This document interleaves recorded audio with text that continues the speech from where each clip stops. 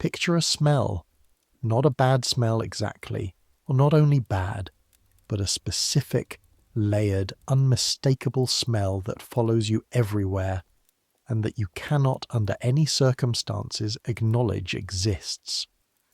Now add to that the sensation of walking through a grand Victorian house, white gloves, pressed uniform, carrying a silver tray, while your lower back screams at you, and something warm shifts uncomfortably beneath 3 layers of wool and linen, and you are absolutely, categorically, not allowed to mention any of it. Not to your mistress, not to the other maids, not to the cook, not to anyone, not today, not any day. That's the smell. That's the situation. That's today. We're going to 1882 London tonight. Not the London of gaslit drawing rooms and elegant soirees and ladies in silk who never sweat. We're going to the London of the women who made those rooms possible. The ones who hauled coal up 4 flights of stairs before sunrise, who ironed the fine linens, who smiled while their feet blistered and their backs broke, and their bodies did what bodies have always done, completely without mercy, completely on schedule, completely regardless of the dinner party happening downstairs.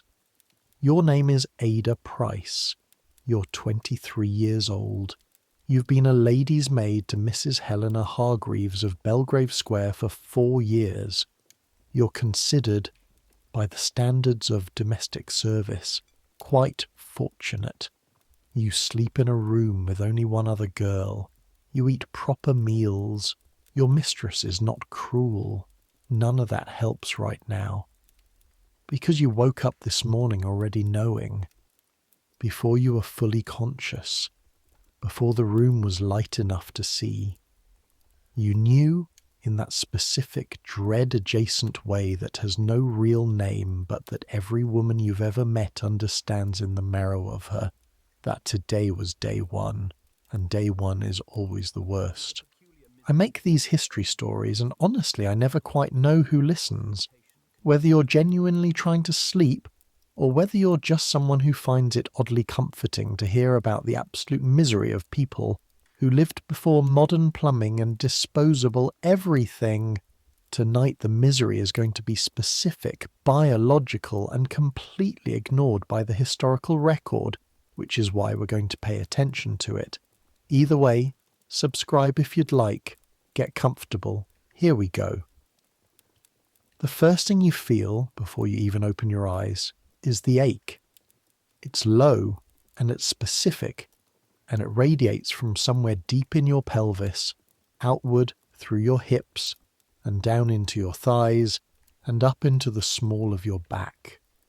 A heavy, pulling sensation with a distinct pulse to it. It is a familiar ache. You've known it since you were 14 years old when it first arrived and your mother handed you a folded strip of flannel without making eye contact, said nothing remotely useful, and sent you back to your chores. You've had this ache every month for 9 years, and you know exactly what it means. The room is dark. It's always dark at 5 in the morning in November, which is when you wake up, which is when you've woken up every single day for the last 4 years. Elsie is still asleep in the other bed, her breath slow and even, her arm thrown over her face the way she always sleeps, like she's defending herself from something even in unconsciousness. The room smells of cold plaster and dust and the residue of the tallow candle you burned last night before sleep, and underneath all of that something warmer, something more private, something that is the smell of 2 women sleeping in a small unheated room in November, which contains within it the animal warmth of bodies and breath, and the particular closeness of shared space. You know, without checking, that the belt is still in place. The belt is what you call it, though there's no official name because official names do not exist for this. It's a strip of woven cotton with loops at both ends and a hook in the centre, sitting around your hips, and from the hook hangs, a folded rectangle of old flannel, soft from many washings, faintly pink at the edges from previous use. You soaked it in cold water the previous night and wrung it out and folded it, and it dried mostly, not entirely, because the attic room in November doesn't dry anything completely, and it is now performing the function that sanitary napkins will not be commercially available to perform for another 14 years. Charlotte Hayman will patent one of the first commercial English sanitary towels in the mid-1890s. It is 1882. You lie there in the dark for exactly as long as you can afford to lie there, which is about 45 seconds, and then you get up. Getting up is a production this morning. You swing your legs over the side of the bed and sit upright, and immediately your lower back sends you a message that is unambiguous and unpleasant. A deep, radiating clench that tightens across the full width of your pelvis. The flannel shifts slightly.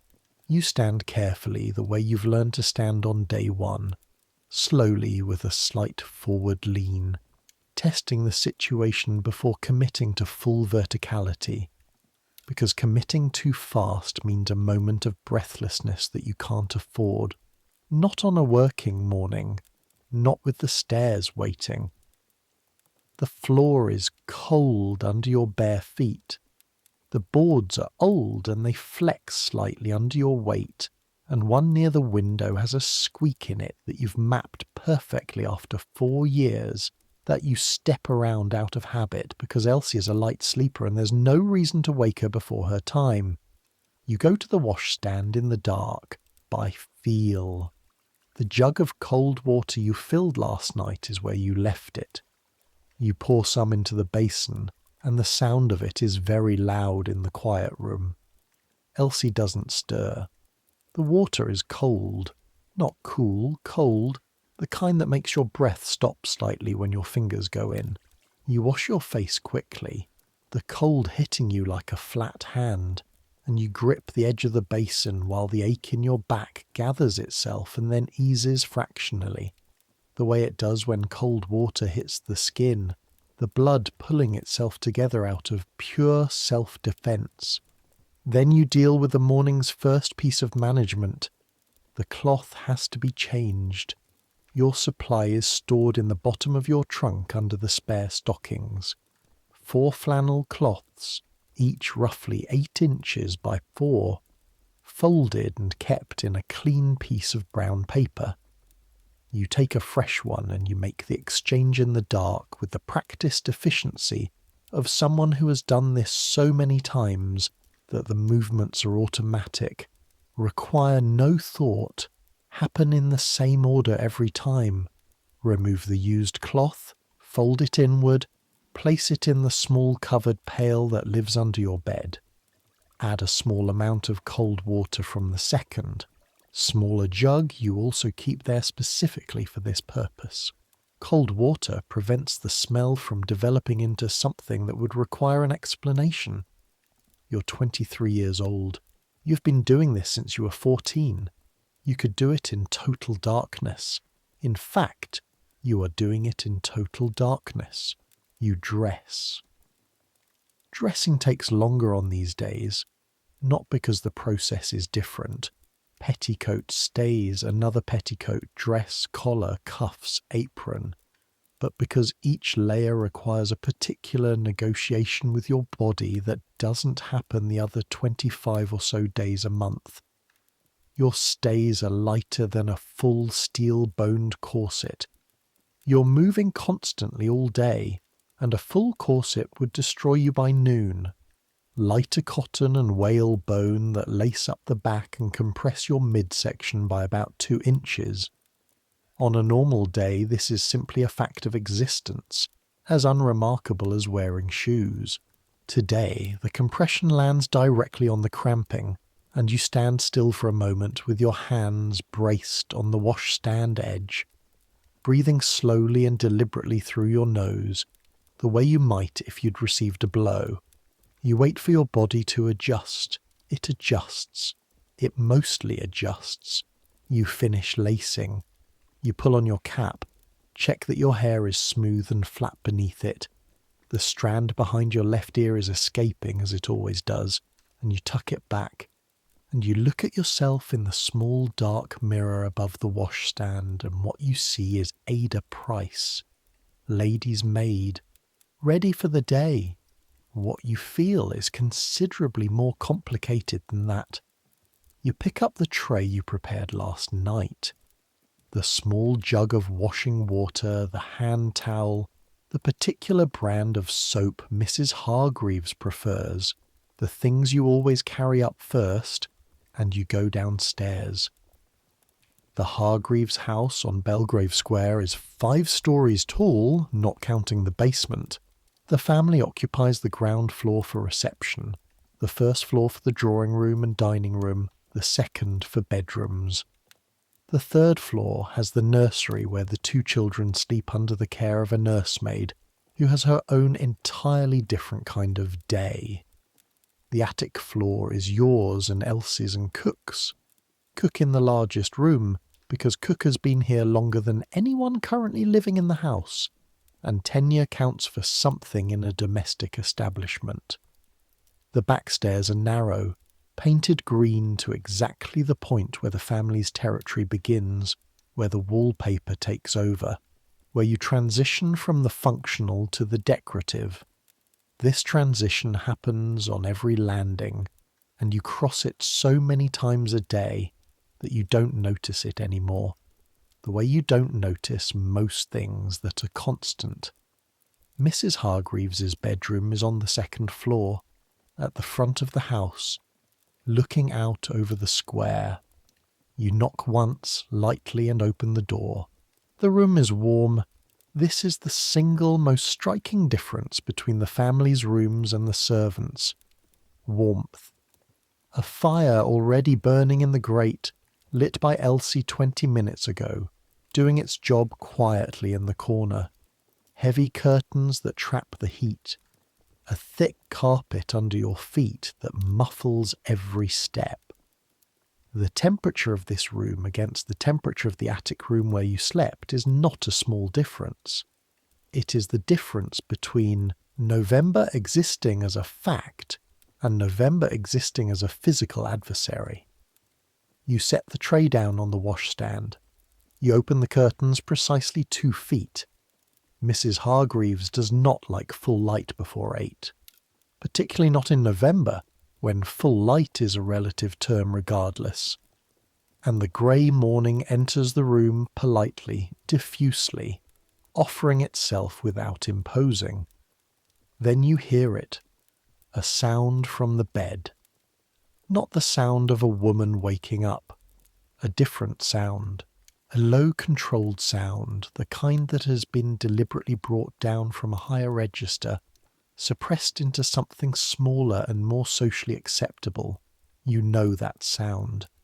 You've heard that sound before from yourself in the early mornings when the attic room was empty enough that you didn't need to be completely silent. You turn. Mrs. Helena Hargreaves is 31 years old, the wife of a solicitor, the mother of 2 children who are currently in the nursery above your head.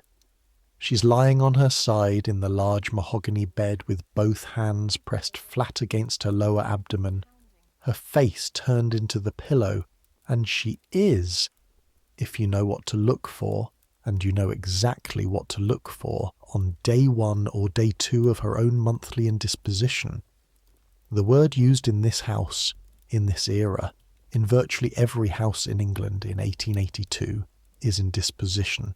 Other available terms include the curse, monthly troubles, the flowers, the visitor, being unwell, the time of the month, female complaint, being out of sorts, a certain delicacy, and approximately 40 other circumlocutions that circle the subject the way horses circle a fire. Getting close enough to acknowledge it exists, never close enough to touch it. What nobody says in 1882 Belgrave Square is the word you're thinking. You both have it, right now, at the same time, in this same house. The difference between you is what happens next. Ada, Mrs. Hargreaves says without turning from the pillow. Her voice is controlled, just slightly too careful. Ma'am? The warming pan, please. And could you ask cook the ginger tisane? Of course, mum. You leave the room. You descend to the kitchen and you relay the request to cook, who produces the ginger tisane without comment because this is not the first time and it won't be the last. And you take the warming pan from the hearth and fill it with hot coals, and you carry it back upstairs and you slide it between the sheets at the foot of the bed, and you watch as something in Mrs. Hargreaves's shoulders releases, not completely, but fractionally, enough. As the warmth reaches her, the warmth helps. You know this more specifically than you can say, because what you would like right now, at this precise moment, is a warming pan, or a hot water bottle, or the heated brick wrapped in flannel that your mother used to prepare. The deep, penetrating warmth that takes the edge off the cramps enough to make everything else slightly more manageable. What you have is the tightly laced stays and the option of not mentioning it. Mrs. Hargreaves will spend most of today in bed or on the chaise longue. This is considered medically appropriate in 1882. The medical consensus, such as it is, holds that menstruating women should rest, that physical exertion during this time is potentially damaging to the female constitution, that the system requires quiescence, that society would be doing women a genuine favour by permitting them to withdraw from their normal duties. Some of the more progressive physicians write pamphlets about this. They consider themselves advocates, the protocol for a woman of Mrs. Hargreaves's class. Bed rest, warmth, gentle food, no visitors except the closest, no social obligations. Her husband will not enter the bedroom today. He'll receive a note carried by Elsie, explaining that Mrs. Hargreaves is indisposed and will take her meals in her room. Mr. Hargreaves will read this note and ask no questions, because asking questions would require acknowledging a topic that gentlemen do not acknowledge, and that arrangement suits everyone involved. This is what Mrs. Hargreaves gets because she is a woman of property. Now here is what you get. You get nothing. You're going to spend this day climbing the back stairs, carrying hot water jugs and cold water jugs and coal scuttles and breakfast trays, and the warming pan that needs reheating every 2 hours. You're going to do Mrs. Hargreaves's hair and arrange her things and read to her, possibly if she wants company, and attend to every request that arrives from the bedroom. And you are going to do all of this while your own body performs the same monthly process as hers, with the same cramping and the same heaviness and the same fatigue that compounds on top of the regular fatigue of a working day that starts before 5, and you are going to do all of it without saying a word because you are the maid, and that is the arrangement, and the arrangement has the force of something that has always been and will always be. You find, this particular morning, that you have a slightly harder time than usual keeping your face composed into its professional expression, which is a kind of neutral pleasantness that communicates helpfulness and competence, and absolutely nothing personal. But you manage. You always manage.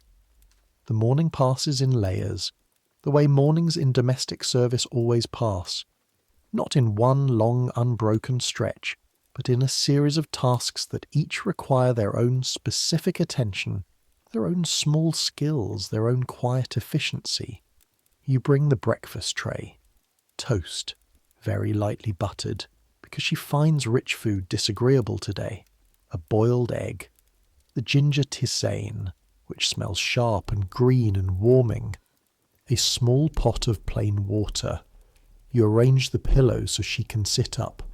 You adjust the curtains by another 6 inches because the light has changed and she's decided she can tolerate slightly more of it. You lay the dressing gown over the chair by the fire so it's warm when she wants it. The toast smells good. You haven't eaten yet.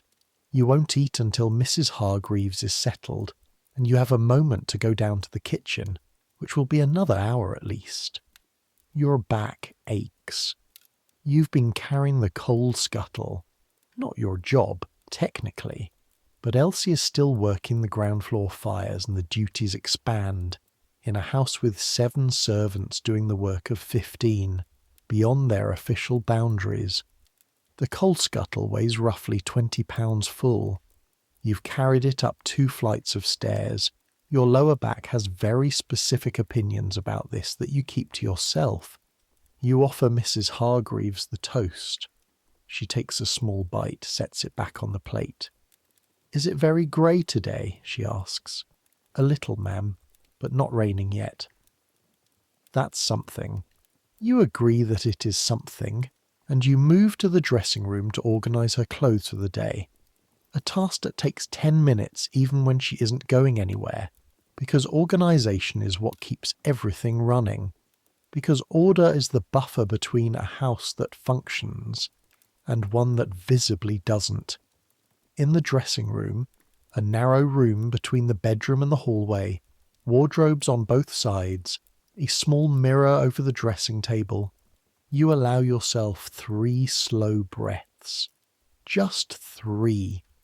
The kind of breath you take when the body is asking for something you can't give it yet, when you need to simply re-anchor yourself in the sequence of what comes next. Your body is asking you in fairly unambiguous terms to sit down. Your body will be disappointed. You need to stop here and be exact about what managing this actually means in 1882, because this is the heart of tonight's story, and it deserves the specificity it never received from the era it happened in. There are no commercial menstrual products in England in 1882, none.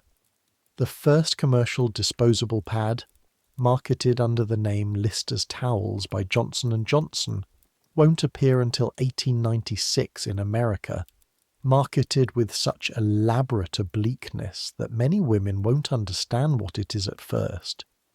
The language around it will be so coded, so thoroughly euphemistic, so designed to allow the transaction to occur without anyone having to say the actual word, that the revolution in menstrual management that disposable pads should represent will arrive wrapped in so much silence that it barely makes the sound it ought to.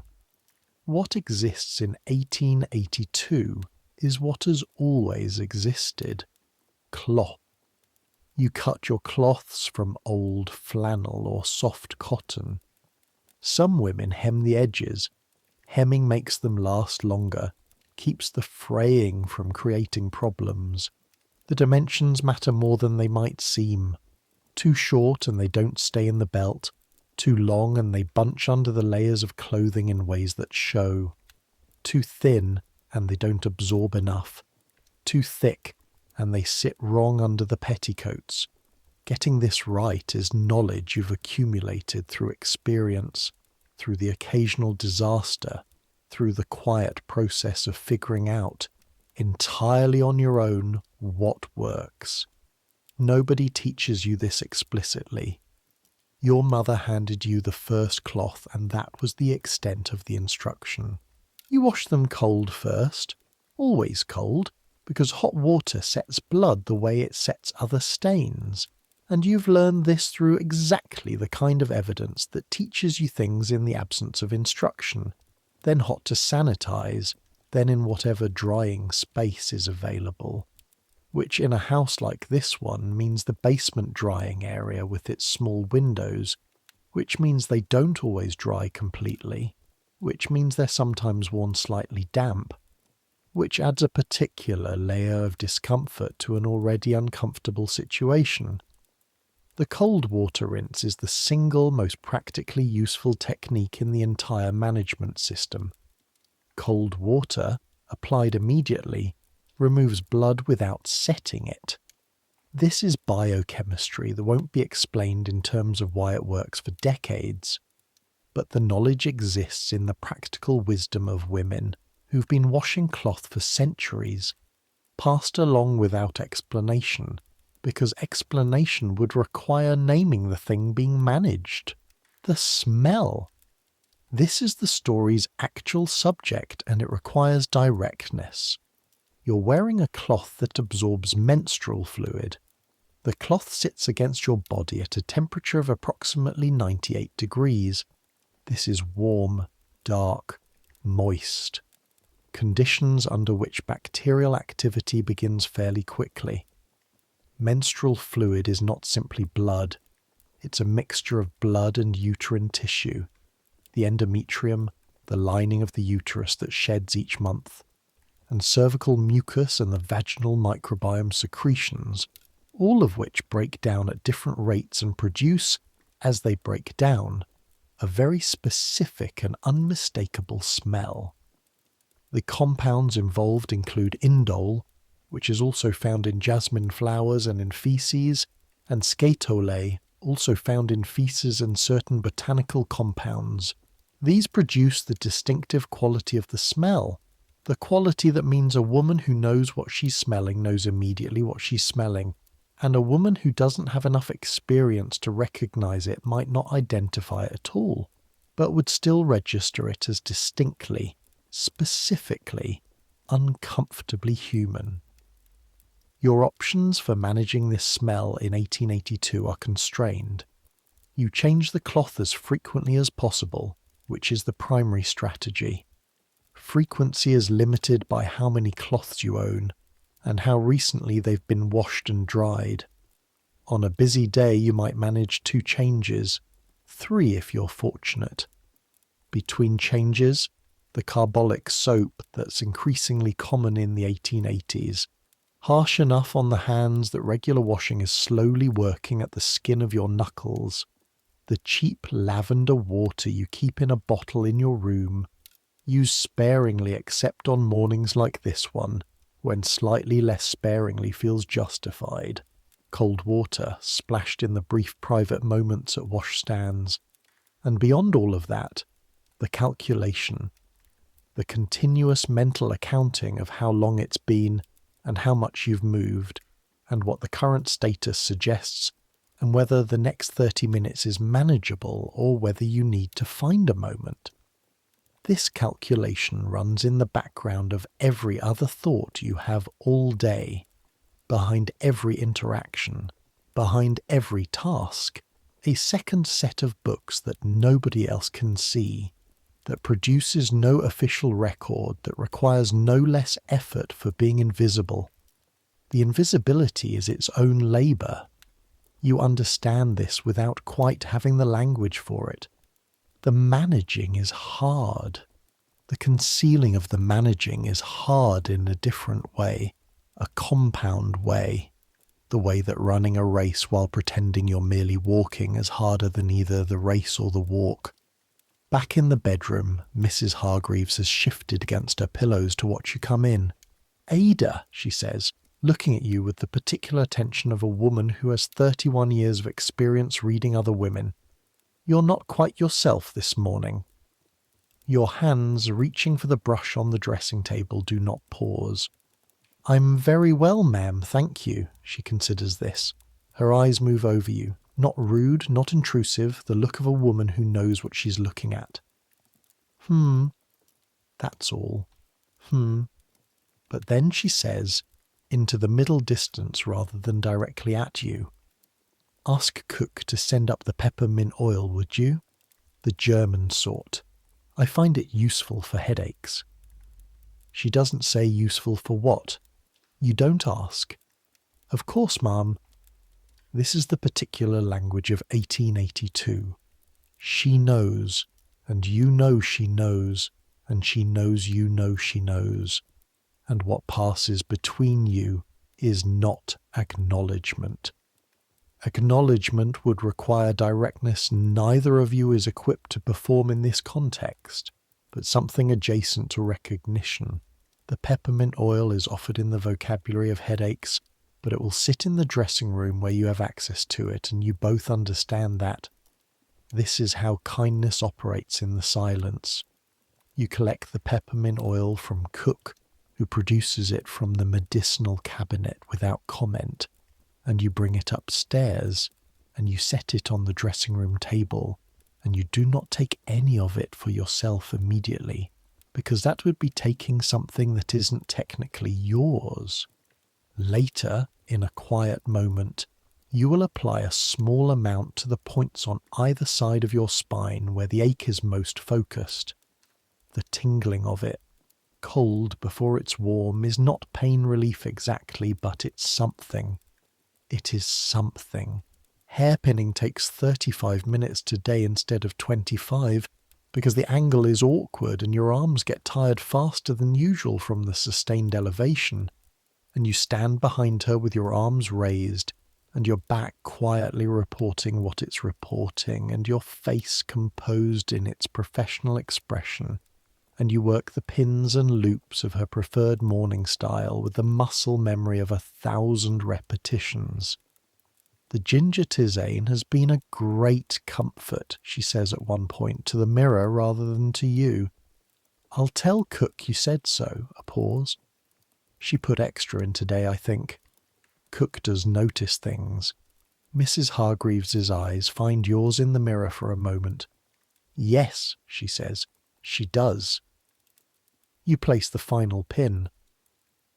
Let's leave Belgrave Square for a moment, because the situation you're in is one version of this story, and there are other versions happening right now, simultaneously, across this same city, and they matter. Approximately 1 in 4 women of reproductive age is, at any given moment, on some day of her monthly cycle.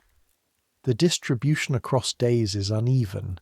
The severity varies enormously by individual and by cycle, but the rough arithmetic holds.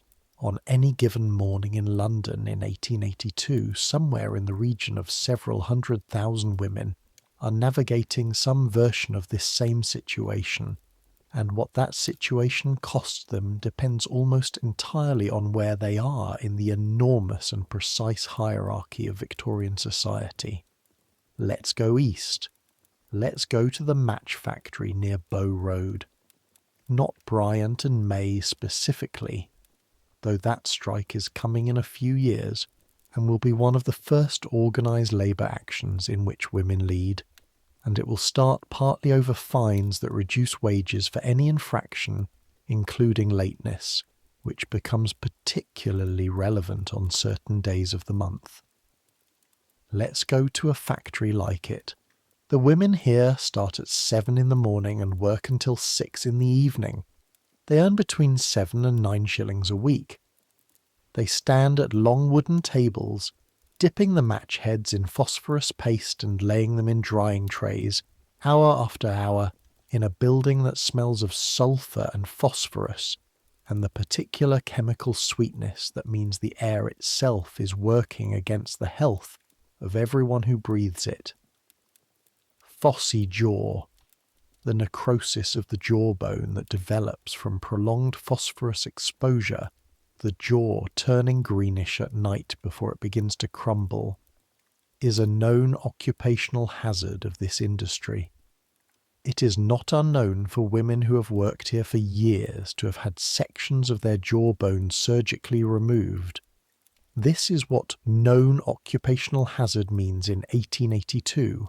Known, and nothing done about it. These women do not take bed rest. These women do not have a warming pan or a ginger tisane or peppermint oil left on a dressing room table by someone who noticed. What they have is each other. In the factory privy, a wooden structure in the back of the yard, draughty, smelling of lime and everything lime is used to cover, there is a tin. No one is officially responsible for it. It was not officially placed there. It exists through collective female understanding, maintained through some silent relay of information from older worker to newer, and it contains what is needed. Cloth, folded, clean enough for moments when you've run out of your own supply or when the morning caught you unprepared. The floor supervisor is a man of approximately 50 who's been doing this job for 15 years and who, through the specific education that 15 years of managing a workforce of women provides, has learned not to ask certain questions. When a woman requests permission to use the privy between the designated breaks, he looks at his watch and says 5 minutes and makes no further inquiry. This is the accommodation. This is the whole of it.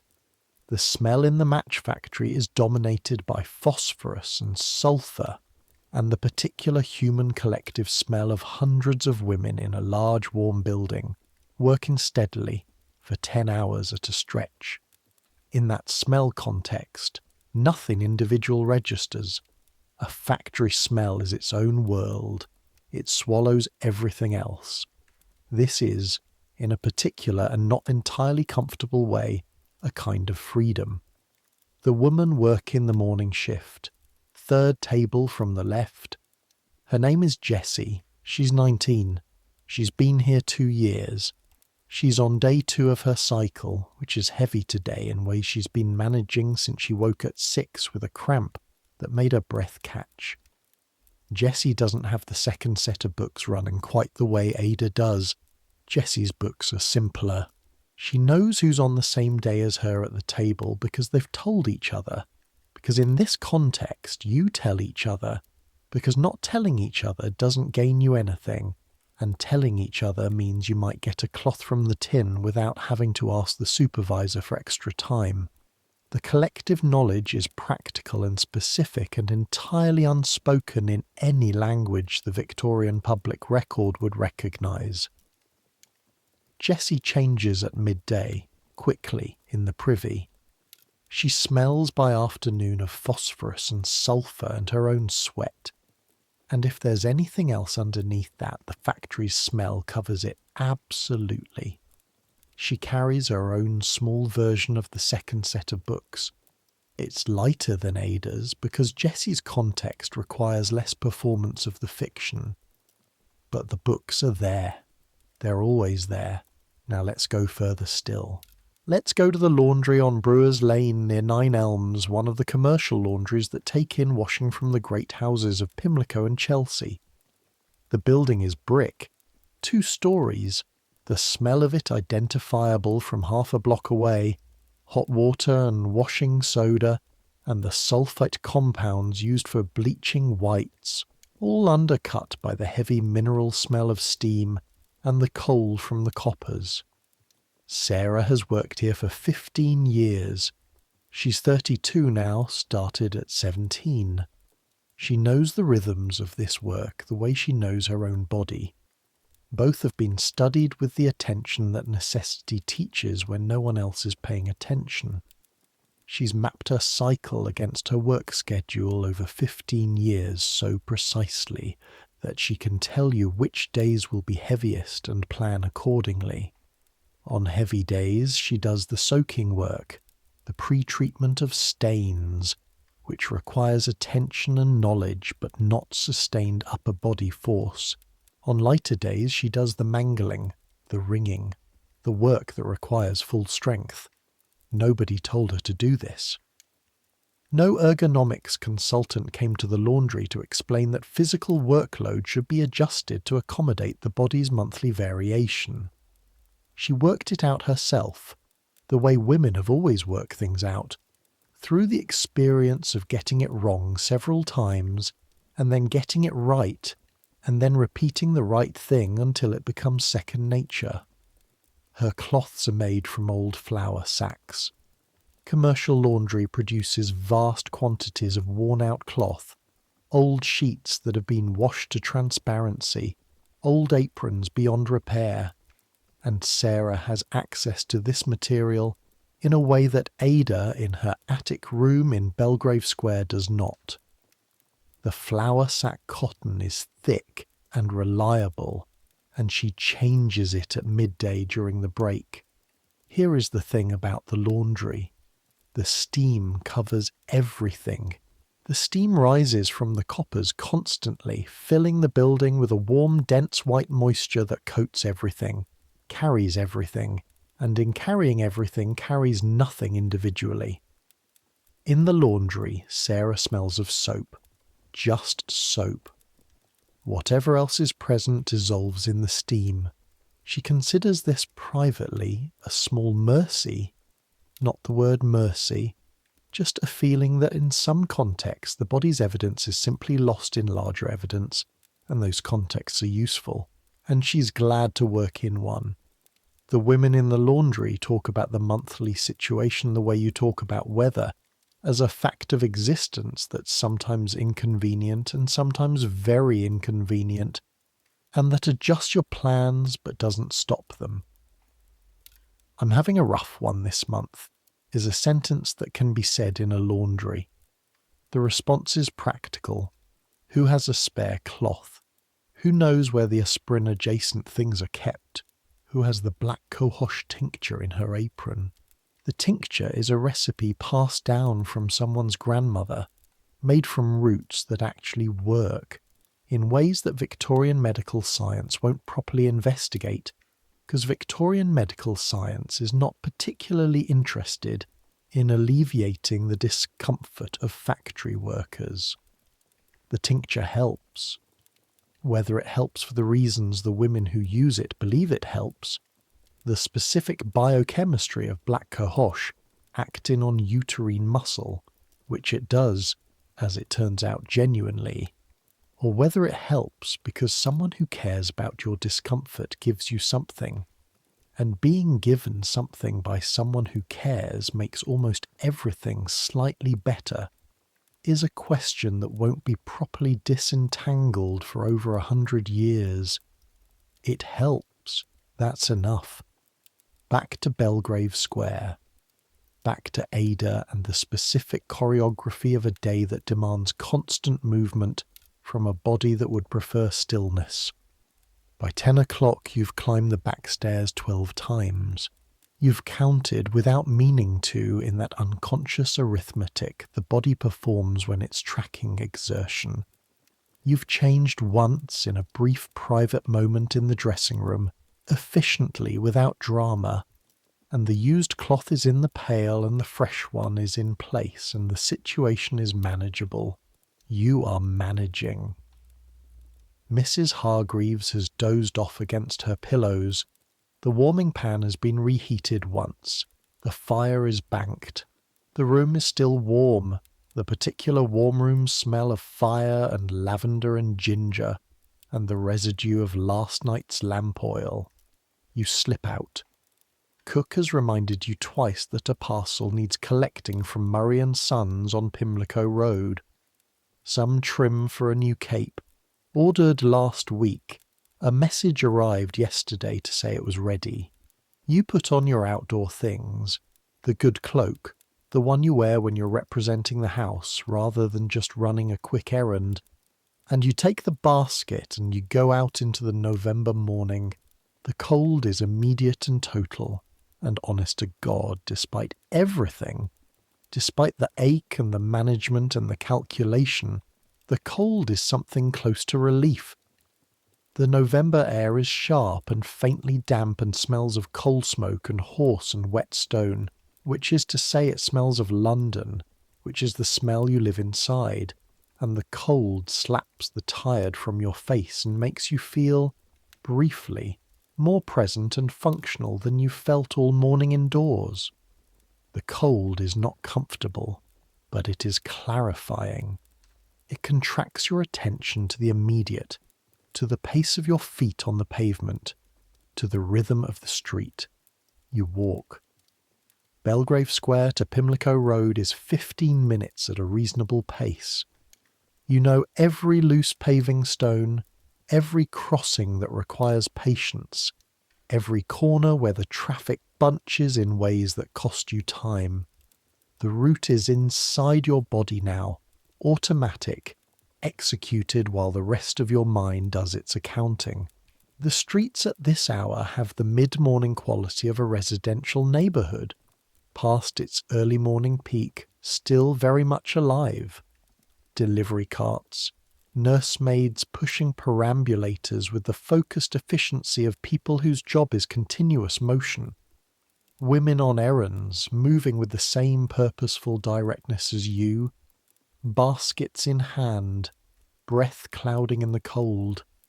At the corner of Eccleston Street, you nearly walk into a woman coming quickly around the angle of the wall, and there's that mutual near collision and the apology, her hand going up, yours going up, both of you pulling back and readjusting. And in the half-second of that exchange you register each other. Her cloak, her basket, her cap, her pace. She's a maid, slightly older than you, moving with the same efficient direction that marks someone who has things to do and knows exactly where. You exchange the nod, the small mutual nod that means I see you. We are the same category, we know without discussing it what the day is like. Then you both continue. This is the social world of domestic servants in motion. The same streets as everyone else, the same crossings, the same shops, but with a different overlay of experience. A parallel city running through the gaps of the visible city. The Drapers is on the corner. Murray and Sons, established 1847. The lettering clean and gold on the sign. The window has a winter display of dark wool dress lengths and black bombazine. Someone in the neighbourhood has recently died or is about to, which bombazine always suggests. You push open the door, the bell rings, the interior smells of fabric. That specific dry compression of cloth, slightly warm, holding the memory of whatever oils and dyes were used in the weaving. The counter runs the full length of the room. A young man behind it is in the middle of a dispute with an elderly woman about the precise shade of some ribbon, a dispute that requires his complete attention and will take considerably longer than it should. You wait. You've developed an excellent patience. This is not a passive patience, it's active, a deliberate holding of attention in suspension, a not engaging with the passage of time, which is a skill that the job requires and that you've cultivated until it's almost comfortable. You stand near the door and you watch the negotiation over the ribbon, and the seconds pass.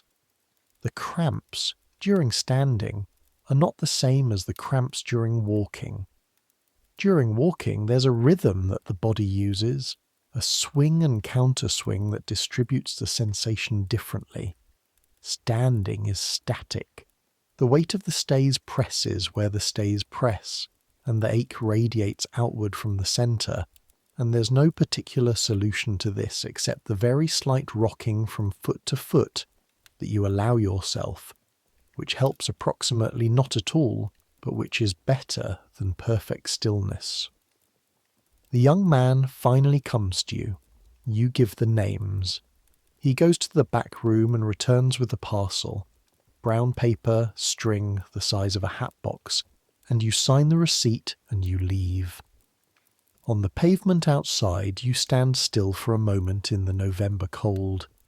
The cramps have a particular opinion about the transition between the standing inside and the motion of outside, a tightening that comes with changing position, and you've learned that it passes in 10 steps, and so you give it 10 steps and it passes. Then you take the long way back, not the longest possible. You don't have that much time, but there's a route through Tashbrook Street Market that adds 5 minutes and gives you air that's different from the house air and the draper's air. The particular complicated air of a working market, all the smells of commerce and food and the cold. Tashbrook Street is doing its mid-morning business. Cabbages stacked in hopeful piles. They're late autumn cabbages, the ones that have survived frost and are tougher and denser for it. A fish stall with something not entirely fresh. The smell of it sharp and marine and slightly too insistent. The fish seller has set up his display with a certain optimism that the product doesn't entirely support. Past the fish stall, the greengrocer has leeks and swedes and the remnants of summer onions going soft, and past that the pie stall is producing warmth, and a meaty smell that fills the cold air and makes the whole corner feel briefly warmer than it is. And the chestnut stall, the man with the portable brazier and the paper bags, you buy a bag, 2p, which is 2p, which you can argue is an unnecessary expense, and you would lose that argument, but you'd make it. And you eat them walking, transferring them hand to hand because they are too hot to hold in one place. And the heat works from your palms up through your wrists and forearms, and for a moment, just a moment, the warming pan is not the only thing you've had access to today. Around the pie stall there are 3 women taking a break. They're not customers. This is clear from the way they're standing, the familiar ease of people who know this corner. 2 younger women, one who's 40 or thereabouts, with a face that's been efficiently compressed by life into something dense and capable. They're talking in the quiet, companionable way of women who've known each other long enough not to need to explain context. You pass close enough to catch a fragment. Can't be dealing with this today of all days, I'm telling you. And the other, get on with it, we all have it. What are you going to do about it? And the older woman produces from somewhere in the vicinity of her apron a small dark bottle. Here, my mother's recipe. Black cohosh and gin. Better than anything they sell at the chemist.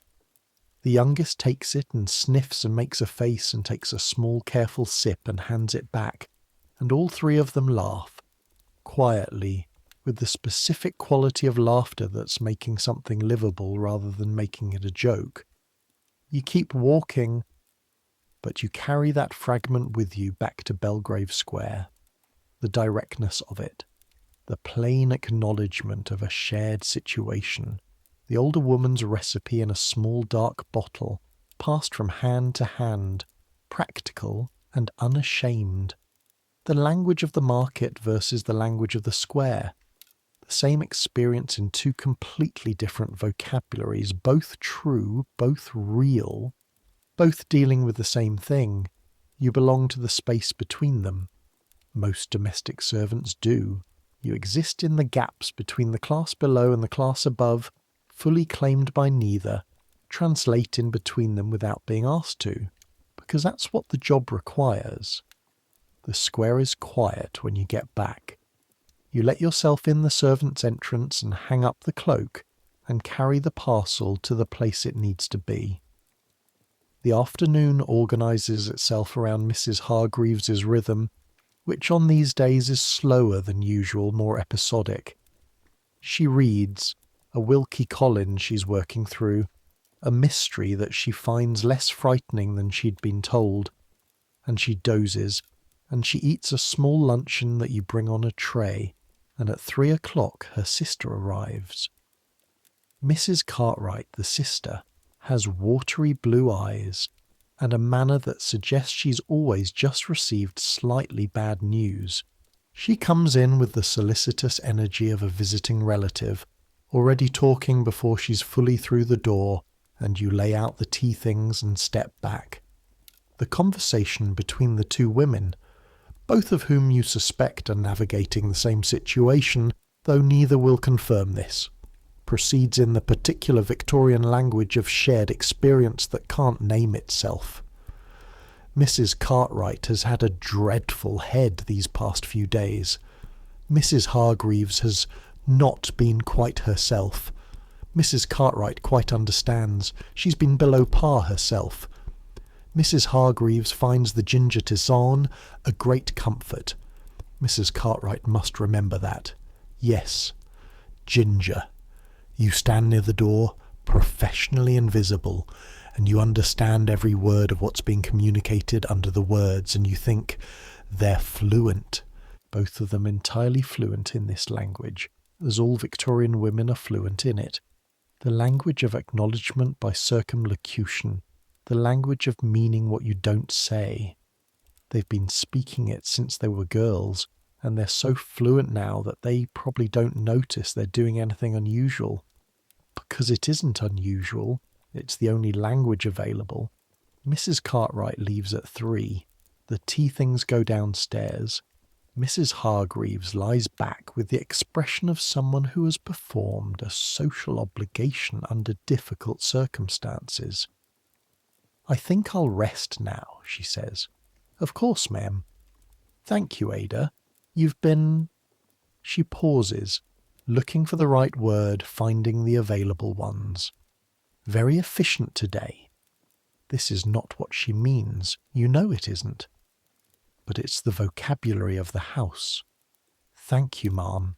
You draw the curtains and leave her to rest and take the opportunity, while the room above you is quiet, to go up to your attic room for the necessary moment.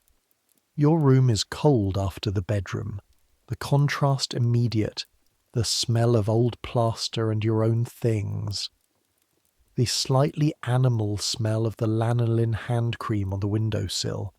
You deal with the midday change, the third cloth of the day, the rate running higher than usual this month, information that you note and file without drama, and then you wash your hands in cold water in the basin and you stand for exactly 30 seconds, just standing, which is the closest you come today to what Mrs. Hargreaves gets in the whole of her bedrest afternoon.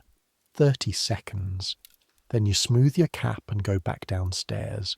Let's talk about the laundry, which is where the most concrete form of the management happens, because it can't be deferred indefinitely, and it can't be done in the middle of other tasks, and it requires the specific choreography of access to a room that other people also use. The cloths have to be washed. There's no alternative. Hygiene requires it, smell requires it, having usable cloths for the next day requires it. Washing them requires the basement laundry room, which requires timing that accounts for when Elsie is doing the upstairs work and Cook is at the kitchen table with her afternoon tea, and Thomas is out on his errand and the room will be empty for 20, perhaps 30 minutes. You've mapped the household's rhythms against your own cycle over 4 years until the 2 calendars are synchronized in your memory. You know that the room is most reliably empty at 4 in the afternoon. You know that Elsie works the upper floors between 3 and 5. You know that Cook's pattern on Mondays puts her at the kitchen table at 4, with her tea and her household account book, which absorbs her completely. Today is Monday. 4 o'clock finds you in the laundry room with the door shut. The room is small, slightly damp, lit by 2 narrow windows that show you the iron grating of the area steps at street level, beyond which feet pass occasionally, moving in the brief oblique way of street-level view from a basement. The copper is still warm from the morning's use. The smell in here is permanently carbolic and steam, and the faint residue of whatever bleaching compound was last used. You work quickly and without any particular feeling about the task, because the task is simply the task. Cold water first, the basin filled and the cloths put in, the water running pink and then less pink and then clear, and then the carbolic soap worked in with the brush, the friction of the bristles on the flannel producing a specific resistance that you apply with patience, and then the hot rinse from the copper, and then the wringing. The flannel holds water. You have to put real force into the wring, your hands tight around the twisted fabric, the water squeezing out in long streams until the cloth is as dry as you can make it by hand. You hang them in the small drying space near the boiler. Then you wash your hands thoroughly twice. And then you stand in the empty laundry room for 30 seconds, not because you have time for it, not because it serves any practical purpose, but because the day has been very long since 5 in the morning, and your body's been asking for stillness for most of it, and you're giving it 30 seconds. Just this much. Just here, where no one can see. You think, in those 30 seconds, about the invisible labour of it. Not with anger exactly, though there's something adjacent to anger if you go near it, which you don't, because anger takes energy you don't have, but with a clear and slightly tired recognition. The managing is effort. The concealing of the managing is additional effort. The effort the concealing takes is real, even though it produces nothing visible, no clean room, no arranged hair, no tray carried. It just maintains the fiction, and the fiction costs something, and the cost is never counted. The cloth drying near the boiler is the evidence of all of that. Small and quiet and tucked away from everywhere it might be seen.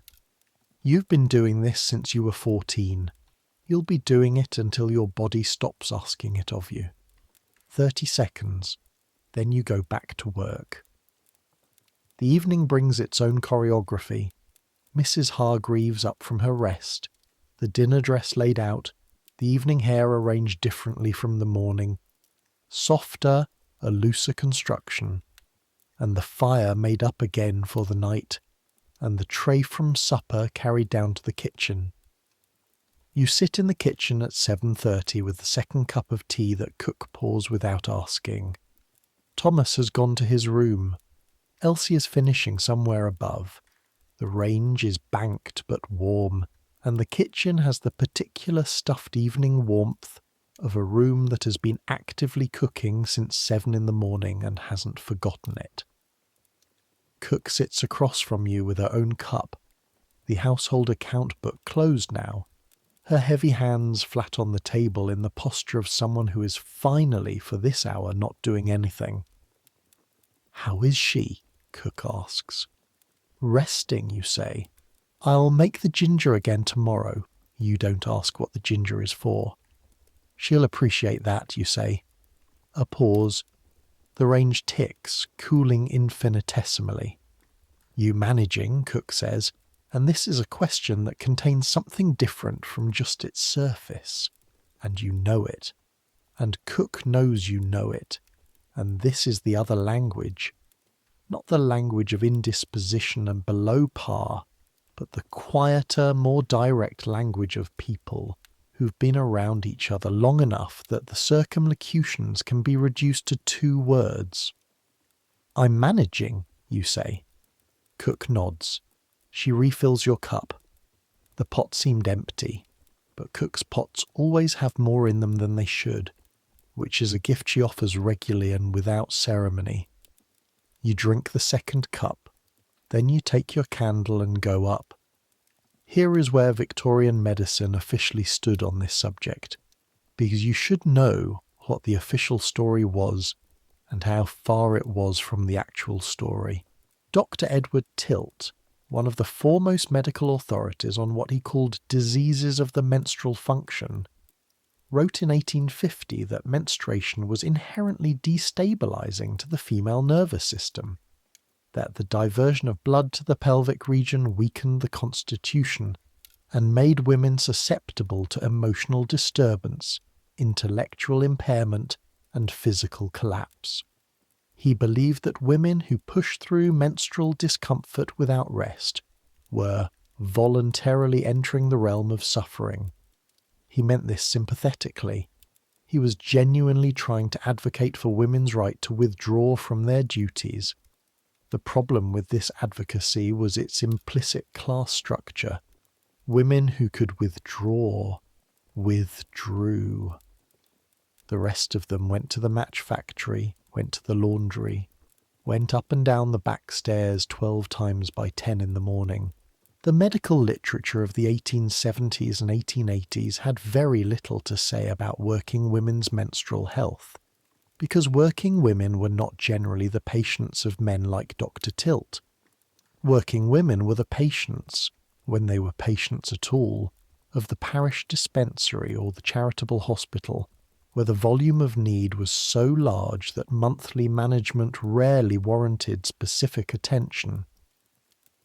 The most useful medical resource available to a working woman in 1882 was, ironically, not a physician at all. It was a bottle of Lydia E. Pinkham's vegetable compound. an American patent medicine that had reached English chemist shops by the early 1880s, and that contained black cohosh, life root, pleurisy root, fenugreek, and a substantial percentage of alcohol. Lydia Pinkham was a real woman who developed her compound in her kitchen in Massachusetts and began selling it when her family needed money.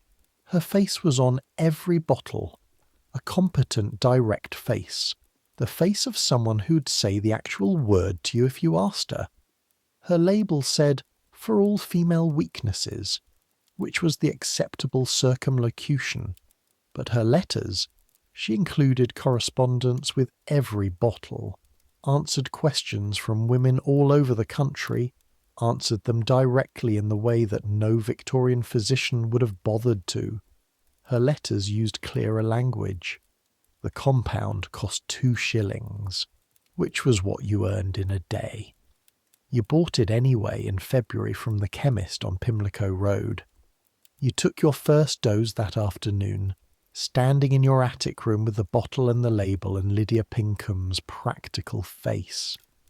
The taste was earthy and warm from the herbs and from the alcohol, and you didn't notice an immediate effect because it doesn't work immediately.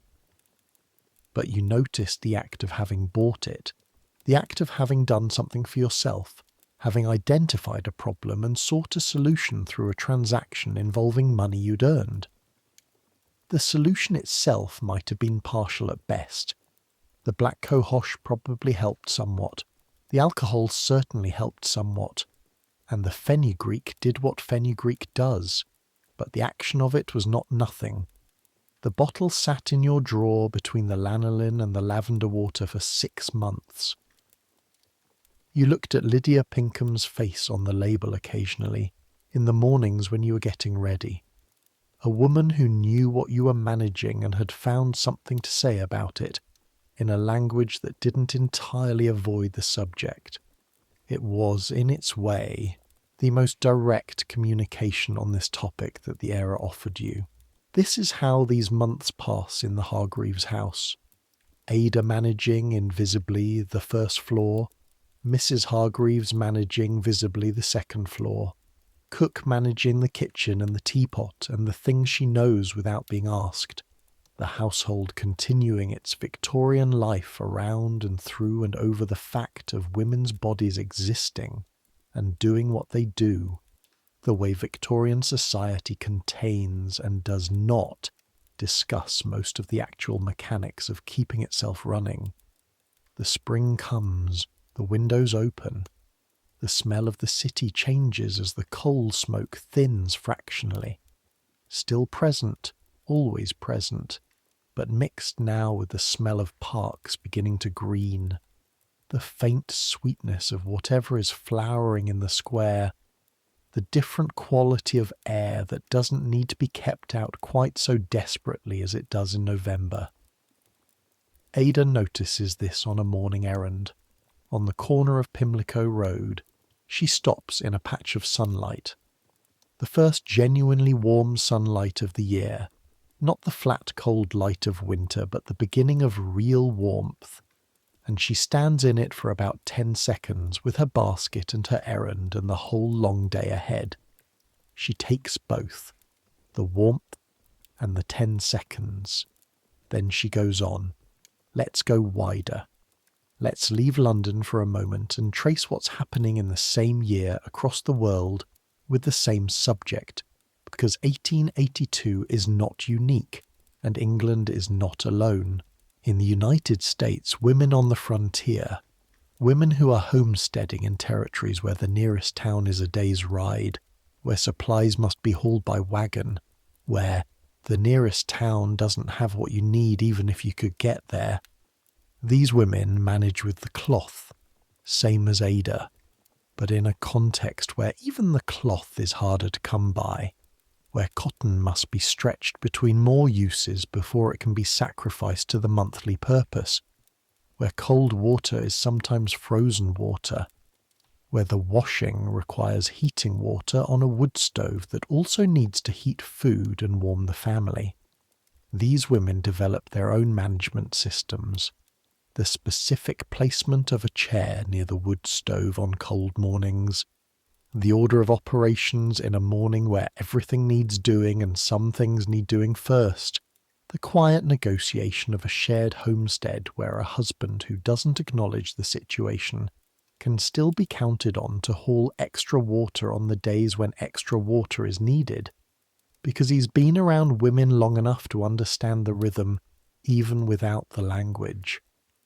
In Japan in 1882, traditional management uses folded washi paper and a belt system, similar in function to the Western cloth and belt, paper being more absorbent than one might expect when folded in multiple layers.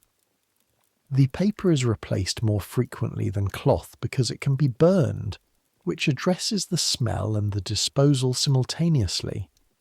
The period itself, the Japanese term Gekkei, literally moon passage, carries its own cultural weight, its own set of practices around purity and participation in certain activities, the specific intersection of biology and religious practice that the Shinto tradition has evolved.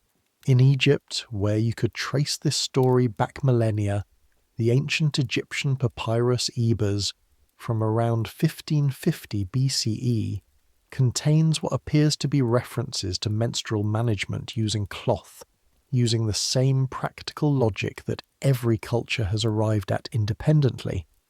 The management in 1882 looks different in detail and identical in essential function. Cloth, cold water, the social silence. The silence is the universal constant, not the cloth. The cloth varies, the paper varies, the specific management varies, but the silence, the requirement that this be managed without disrupting the social fabric by becoming visible within it. The second set of books, running in Arabic, in Japanese, in English, in every language of every place where women's bodies exist in a world organised around the fiction that they don't. Ada's second set of books is written in the specific English of a Victorian lady's maid, but the language is almost irrelevant. The content is the same. Now let's talk about what the Victorian era believed was happening during menstruation, because the history of the belief is as revealing as the history of the fact. Ancient and medieval beliefs about menstrual blood were extraordinary in their specificity and confidence. Pliny the Elder's Natural History, 77 AD, one of the most widely distributed scientific texts of the ancient world, held that a menstruating woman who walked through a field would blight the crops, that her touch would rust iron and dim bronze and kill bee colonies, that if she looked in a mirror she'd leave a blood-red stain on the glass. These weren't fringe opinions, they were mainstream. The medieval medical tradition, filtered through Islamic scholars who'd preserved and extended Greek medical knowledge, held that menstrual blood was the byproduct of an excess of blood in the female system, that women, being cooler than men, couldn't properly consume the blood they generated, and so the monthly shedding was the body purging its excess. This made menstruation simultaneously necessary and corrupting, a purification that was itself a kind of pollution. The Christian tradition absorbed the Levitical laws, Leviticus 15, which catalogues conditions of ritual impurity including menstruation, into a cultural context that had already developed its own complicated relationship to the female body. The specific rituals of Niddah, the Jewish laws governing behaviour during menstruation, and the purification bath of the mikveh afterward, structured the lives of Jewish women through generations of diaspora, creating specific, thoughtful, detailed practices that acknowledged what was happening and gave it a shape. Other traditions had their own structures, Hinduism's specific restrictions around temples and ritual during menstruation, Islamic traditions around prayer and certain activities. What the Victorian era has done with all of this is taken the underlying assumption that this is something requiring concealment, requiring management specifically to avoid social contamination, something that doesn't belong in the public sphere, and stripped away the ritual structures that at least gave the restriction meaning. There's no mikveh. There's no organised religious acknowledgement. There's just the silence, inherited without the framework that would have made the silence comprehensible, and the silence is now simply the air everything breathes. Into this silence comes, in the 1880s and 1890s, the first fumbling movements toward acknowledgement.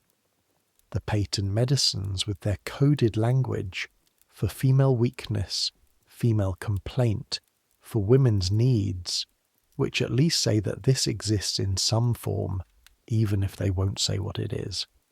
The women's magazines that begin to carry in the most heavily coded advertisements references to hygienic protection and sanitary purposes.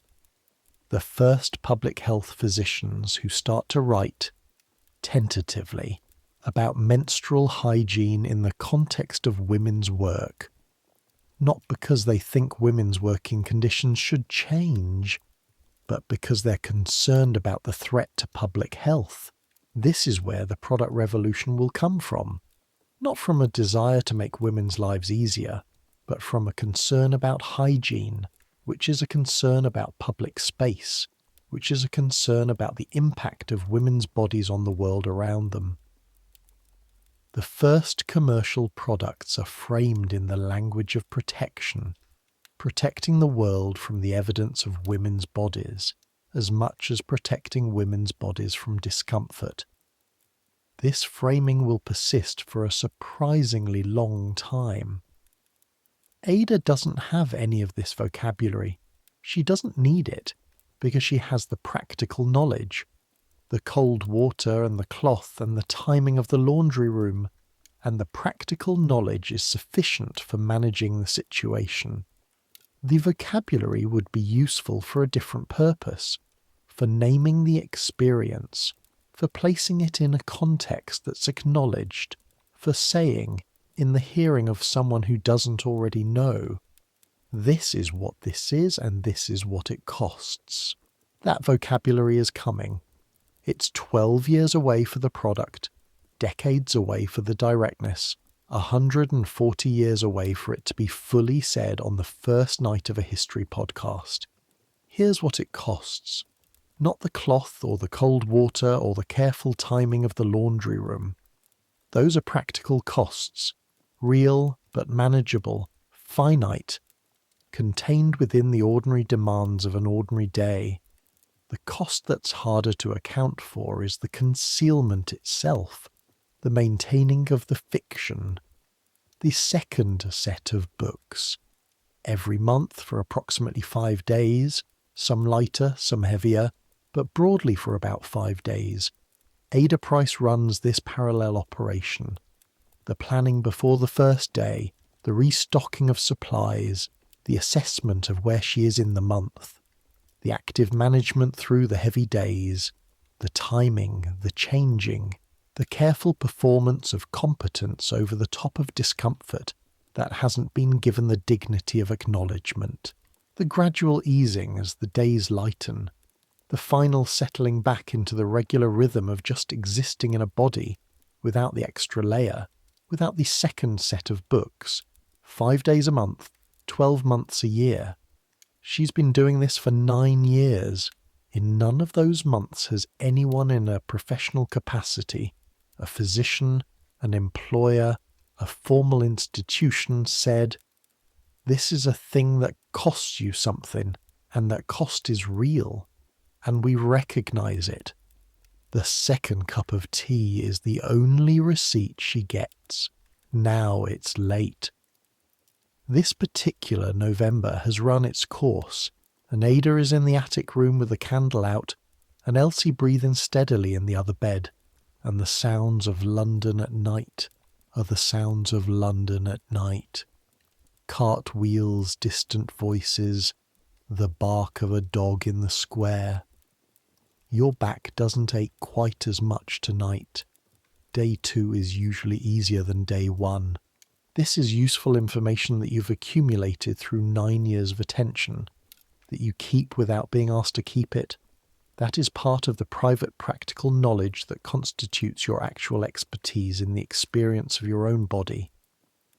You lie on your side, knees slightly drawn up, the position that helps the most with the night version of the cramp.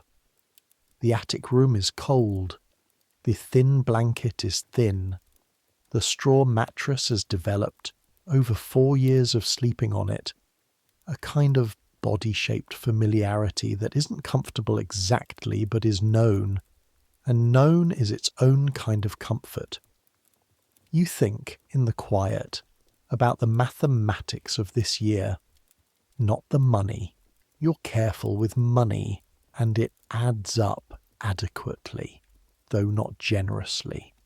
The other mathematics, the invisible accounting, the days managed, the calculations run, the laundry room timed, the cloths washed and dried and used again, the cold water in the basin every morning and the carbolic soap and the lavender water used slightly less sparingly than usual on certain mornings, and the peppermint oil on the dressing room table that you were given without being asked to ask for it. The second cup of tea. These are the credits in the ledger. Against them, the debits, the effort of the concealment, the weight of the silence, the specific tiredness that comes not from the work itself, but from performing the work while simultaneously performing the appearance of being unaffected by the work. The ledger doesn't balance. It never balances. It doesn't mean to balance. But you've made it through another month, and the month before that, and the month before that, and you'll make it through the next month. And this is what managing looks like from the inside. Not triumph, not drama, not the heroic narrative that Victorian culture reserved for men in public situations. Just the quiet, competent, completely invisible practice of being a body in a world that needs your labour and does not want to know the full cost. Ada Price deserved better. The woman at the Tackbrook Street Market deserved better. Jessie in the match factory deserved better. Sarah at the Brewers Lane Laundry deserved better. The hundreds of thousands of women moving through London on this November morning, each running her own version of the second set of books, each managing what couldn't be discussed, each carrying what couldn't be named. They all deserved better. They got what was available. They got the cloth and the cold water and the collective wisdom of women helping women in the small private languages of apron pockets and laundry room tins and remedies passed from older to younger without ceremony. They got the second cup of tea. They got on with it. And they were competent, and they were present, and they showed up every day, and they did the work that kept the world running while the world looked elsewhere, and none of it was credited, and none of it was named, and the historical record is mostly quiet on this subject for exactly the reasons the subject requires. That's why tonight's story exists. That's why it's worth sitting in the cold attic room with Ada at the end of day 1, letting the details of it land. The flannel and the cold water and the calculation and the second set of books and the 30 seconds in the laundry room and the second cup of tea. Because the historical record's silence on this subject is not because it didn't happen. It's because it happened every month to half the population of every era of human history and was considered too minor to document. It wasn't minor, it was enormous, and it was managed every month with the particular competence of people who have no choice but to be competent, by women whose names mostly don't appear in the historical record except as the invisible support structure around the names that do. Ada Price is not in the historical record. She's here tonight instead. Now let the room go dark around you.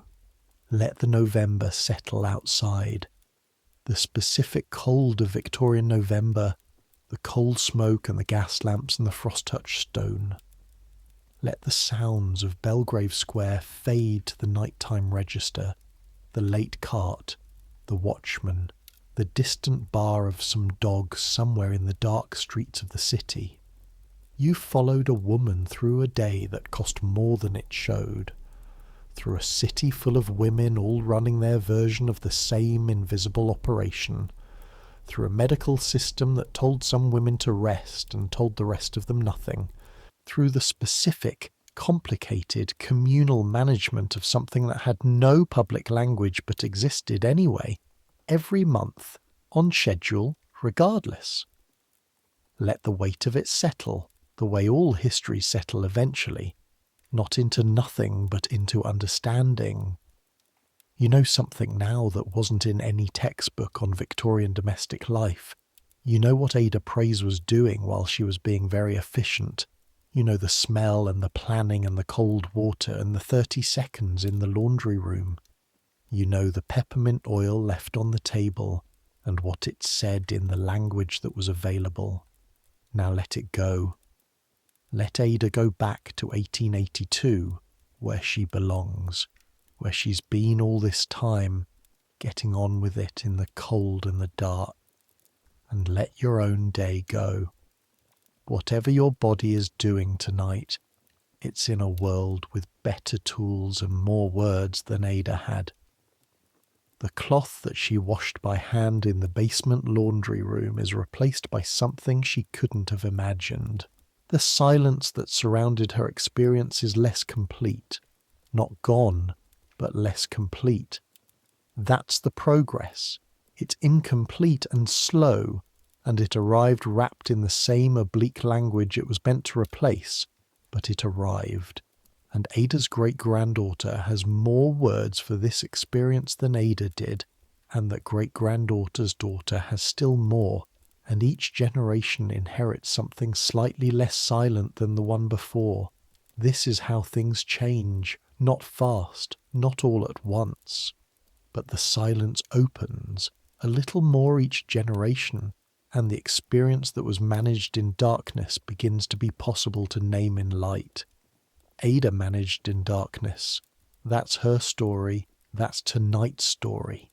The morning after day one always arrives with a particular quality of relief that you don't let yourself feel too openly, because feeling it too openly would require acknowledging why it's relief, which would require acknowledging what preceded it, which is not the direction the language of this house moves, but you feel it anyway, privately, in the first 30 seconds of consciousness. The ache has retreated from acute to something more like a memory of itself, still there, still radiating in that low persistent way through the lower back and hips, but with the sharpest edge worn off, the way a cold gradually settles into something the body has decided to accommodate rather than fight. You breathe into it, and it breathes back at a more reasonable volume. Day 2. The room is still dark. It's November and it's London, and the room is always dark at 5 in the morning in November. Elsie's breathing steadily. The floorboard by the window is still a squeak, and you still step around it by habit. The geography of this room as automatic to your feet as the geography of your own face. But the climb from the bed to vertical is different this morning. Still careful, still with the forward lean, still with the brief pause to check the situation. But the situation is more settled, and the stays, when you lace them, press without the acute negotiation of yesterday. The compression is just compression. The back is just back. The whole apparatus of management is still running, but it's running more quietly. A well-managed household runs quietly, not because nothing is happening, but because everything that is happening correctly. You wash your face, and the cold water is still cold and still clarifying, and you take the first breath of the day with something closer to equanimity than yesterday permitted. Then you pick up the tray and go downstairs and begin again. Mrs. Hargreaves is sitting up in bed this morning. That's the first visible sign, sitting up rather than lying, which represents approximately half a degree of improvement in the overall condition, which you note without comment. The fire is burning well. Elsie has been at it since before you were awake, and the room has the same good warmth as yesterday, and the smell of it is the same. Lavender and ginger and lamp oil, and the specific smell of a woman's bedroom in the morning, which is warmer and more personal than any other room in the house. Better, ma'am, you ask, because asking is permitted, because the asking uses the language of better and worse, rather than anything more specific. Somewhat, she says, and the word has a quality of genuine rather than performed. You arrange the curtains, 3 feet today, more than yesterday, and you go about the business of the morning tray and the warming pan that needs reheating only once today rather than twice, and the general restoration of the room from night-time to daytime, which is the invisible work of making a space seem as though it has always been exactly this ordered, this comfortable, this prepared. While you work, your mind is doing its quiet planning. Today you need the laundry room again. Not for the pail, that's been dealt with this morning, efficiently, in the dark, but for the more substantial wash, the Monday wash that's extended into Tuesday, because the Monday laundry time was occupied with other things. The cloths from yesterday need proper attention, the hot wash, the brushwork, the long rinse, the hanging near the boiler.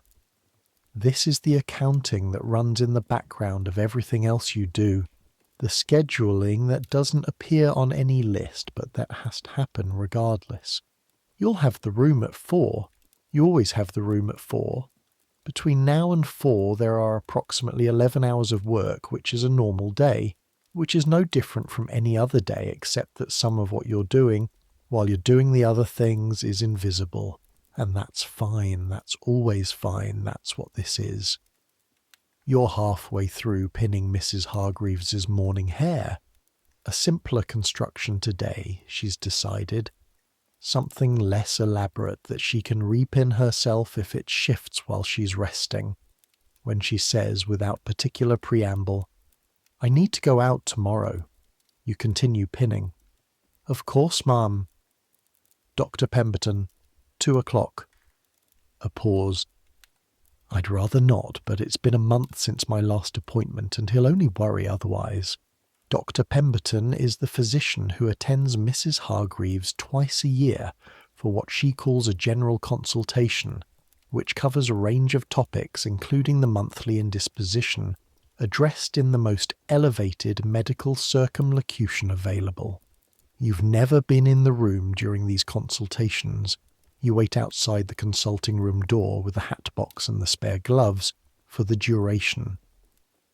But you've heard enough, through the walls of various waiting rooms over 4 years, to have assembled a reasonably accurate picture of what Dr. Pemberton offers, and what he withholds, and what the gap between the two costs. I'll have the good afternoon dress pressed, you say. Thank you, Ada. You place the final pin, step back, assess. Good. She looks this morning like the woman she is most days, composed, contained, the careful exterior that the public world sees, rebuilt from yesterday's undone state. The dress will go on in an hour. The hat will go on tomorrow afternoon. By 2 o'clock tomorrow she'll be sitting across from Dr. Pemberton in Harley Street, and telling him, in the most careful available language, what the past month has held, what Dr. Pemberton will offer, the tonic from Savoury and More, which contains iron and valerian, and that small, careful quantity of laudanum, the advice to rest when possible, the reassurance that these things settle, in time, as the system matures. He will say this to a woman of 31 who's had this system for 19 years, and he will say it with the complete sincerity of a man who believes it. What Dr. Pemberton will not offer any practical information about management, because management is not his department. Any acknowledgement of the specific costs, because the costs fall on a body that he considers inherently fragile and therefore inherently expected to cost. Any adjustment to any other aspect of her life to account for the 5 days a month that are consistently more demanding than the other 25. You'll be outside the door. You'll hear the low murmur of voices and eventually the sound of him writing the prescription, and then the door will open and Mrs. Hargreaves will come out with the particular expression she always has after these appointments, slightly lighter, which suggests that being listened to, even in the most circumscribed way, does something, and slightly heavier, which suggests that being listened to in a circumscribed way is also its own kind of loneliness. You'll hand her the gloves and you'll go downstairs to retrieve the carriage and you'll go home, and the tonic will arrive from Savoury and Moore the following morning, and the month will continue. Tomorrow. Tonight, the morning routine is still ongoing, and Mrs. Hargreaves needs her breakfast, and the fire needs its coal, and the day has its claims. You go downstairs. The kitchen at 7:15 smells of toast, and the smoked bacon cook prepares for Mr. Hargreaves's breakfast, which is a different quality of breakfast from Mrs. Hargreaves's toast and egg on these particular days, because Mr. Hargreaves's constitution requires no adjustment, and so his breakfast continues at its normal scale. You eat your own breakfast standing at the end of the table, bread cold from last night but good bread, and strong tea, and cook drops a piece of the bacon on the edge of your plate without comment, because cook knows that day too requires more than cold bread and tea, and because cook has been managing this kind of invisible knowledge for 40 years. You eat the bacon. The fat from it is warm and the salt of it cuts through the general dulling that the morning's management has produced. Small mercies. You catalogue them. Thomas comes through from his room and nods and says nothing, which is the relationship you have with Thomas, who is 26 and from the north, and who is a decent footman and an unremarkable conversationalist. He pours his own tea and takes it to the scullery, and you hear him begin the work of cleaning the silver that's part of his morning responsibility. Elsie comes down from the upper floors with the empty coal scuttles and the expression of someone who has been working since 4 in the morning and is ready for this particular section of the day to be over. She drops into her chair at the table, and cook puts toast in front of her without asking. Upper floors are done, Elsie says to no one specifically. Good girl, cook says. This is the kitchen's version of acknowledgement. Economical, sincere, sufficient. You finish your bread and your tea and you take the tray upstairs. Let's go somewhere else today. Let's follow you on the errand that takes you out in the early afternoon, because this afternoon's errand is different from yesterday's. Not the draper's, which is a known quantity, a familiar space, a transaction that has no surprises, but to a street you don't go to often, for a reason that requires some explaining. Cook needs something from the Brompton Road. Specifically, the particular brand of a medicinal tincture that she buys for her own use from a specific chemist's shop near the Oratory. A shop that stocks certain less common preparations that she trusts, and that the more convenient chemist on Pimlico Road does not carry. She can't go herself today. The kitchen is fully occupied, and you have a gap in the early afternoon between Mrs. Hargreaves's rest and the preparations for the evening, where an errand of reasonable distance is manageable. Cook hands you the list. One item specified precisely.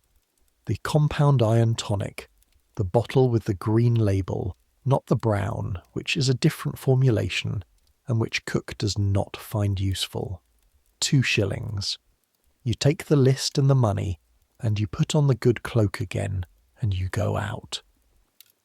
The route to Brompton Road from Belgrave Square runs south and then west, through the streets that back up against the wealthier residential developments of the 1860s and 70s, where the new build has the particular ambitious solidity of Victorian money trying very hard to look permanent. The streets are wider here than in the older parts of the neighbourhood, the pavements broader, the houses all faced in the pale stone that turns a particular gold in the afternoon light when there is afternoon light to speak of, which today there barely is, the November sky doing its flat grey work. You walk. The cold is still there, but it's a more settled cold today. The wind having dropped, the grey sky holding everything still. Leaves from the plane trees in the squares lie on the pavements in various states of decomposition, the most recent ones still coppery at the edges, the older ones pressed flat and dark, the oldest ones becoming the pavement itself in a slow, patient way. Your pace is easy today, not the tight, efficient pace of a morning errand, the walk that gets you there and back in the most economical time. This is a slightly more open pace, the walk of someone who has half an hour in a clear direction and can afford to actually look at what she's passing through. Brompton Road is busier than Pimlico, more commercial, the kind of street where the shops have a slightly more varied quality, not the grand establishments of the West End, but respectable, varied, with the pleasant confusion of a street that serves a neighbourhood rather than a reputation. The chemist shop Cook specified is on the east side between a bootmaker and a stationer, with the elaborate glass jars of coloured liquid in the window that all chemist shops use to signal what they are: red, blue, green, the colours of science as the Victorian era understands it. You push the door open and the smell hits you immediately. The complex layered smell of a well-stocked chemist's, which is one of the more distinctive smells of the era. Carbolic and camphor, and the particular chemical sweetness of various botanical tinctures, with the resinous undertone of the preparations that use pine or eucalyptus, and underneath all of it the faint sharpness of alcohol, which is the solvent that holds most of the liquid preparations together. The shop is larger than the one on Pimlico Road, the shelves going higher, the stock more various. A woman behind the counter, not a man, which is still relatively unusual. Female dispensers are only beginning to be trained in the 1880s. A woman in her 30s with a professional manner and the slightly careful expression of someone who spends her days managing questions about products that can't quite be described by the people buying them. You give Cook's request precisely. The compound iron tonic, green label, 2 shillings. The woman goes to the shelf behind her with the confident navigation of someone who knows exactly where everything lives, and she produces the bottle without hesitation. Then she pauses. "Are you also after the monthly compound?" she asks, and her voice is low, professional, matter-of-fact. The tone of someone who asks this the way a bootmaker asks whether you need heels replaced or soles. You look at her. You stop. Then, what monthly compound? She turns and takes a second bottle from a different shelf. It's small, dark glass with the simple label, pennyroyal and compound. No further description. "We get it in from a herbalist in Soho," she says. "Several of the maids in the neighbourhood come in for it. It helps with the cramping, the first day or two especially." She sets it on the counter beside Cook's tonic. 3p. 3p. You look at the bottle. Pennyroyal is an herb. You know this because your mother used it, in a tea that she made without explaining what it was for, which you worked out from context when you were old enough to work things out from context. It has a sharp, minty smell. It also has, as it turns out, properties that are somewhat more complex than its marketing suggests. Properties that occupy a grey area in Victorian medicine that nobody quite wants to look at directly, which is why pennyroyal preparations are sold under circumlocutions like compound and monthly and for female purposes, rather than by their more direct function. But the cramping, she said the cramping.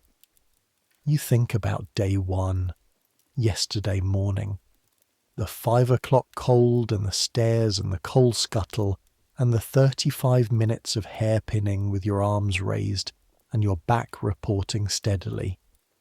Does it work, you ask? The women who come back for it regularly seem to think so, she says. Not a promise, not a guarantee, just, here is the information, you decide. You buy it. 3p from your own pocket, not from the money cook gave you, because this is your purchase and not cook's errand. You carry both bottles out into the Brompton Road and stand on the pavement for a moment with them in your basket, the green label tonic for cook and the small dark glass for you, and you think about the transaction you just had, which was, by the standards of 1882, remarkably direct. She said cramping. She said monthly. She didn't say everything, but she said enough, and she said it in a tone of professional normalcy that treated the purchase as simply a purchase. A woman wanting something that might help with a specific physical situation, which is what it was. You walk back toward Belgrave Square. The evening comes early in November, the 4 o'clock darkness settling over the city like a second decision. The gas lamps going on, one by one along the roads, the lamplighter making his circuit. You're back in the house by 3:30, which gives you the laundry room window before the household gathers toward dinner, and you take it efficiently, and the cloths are washed and hung by 4:15, and by 4:30 you're upstairs seeing to the evening preparations with your hands clean and your cap straight, and your face arranged in the expression that is simply your professional face now, the one you put on at 5 in the morning and take off when the candle goes out, but in your room, in the small drawer under the spare stockings, next to the lanolin and the lavender water, and the bottle of Lydia Pinkham's vegetable compound, the small dark bottle from the Brompton Road chemist. 3 things now, where before there were 2.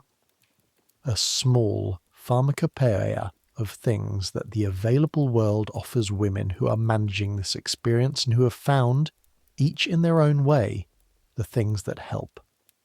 This is the accumulation that happens over years, not a cure, not a solution, not anything that the official record would think to document, just the gradual assembly of small reliefs gathered from various sources, kept in a drawer, used when needed, restocked when empty, never mentioned to anyone who doesn't already know.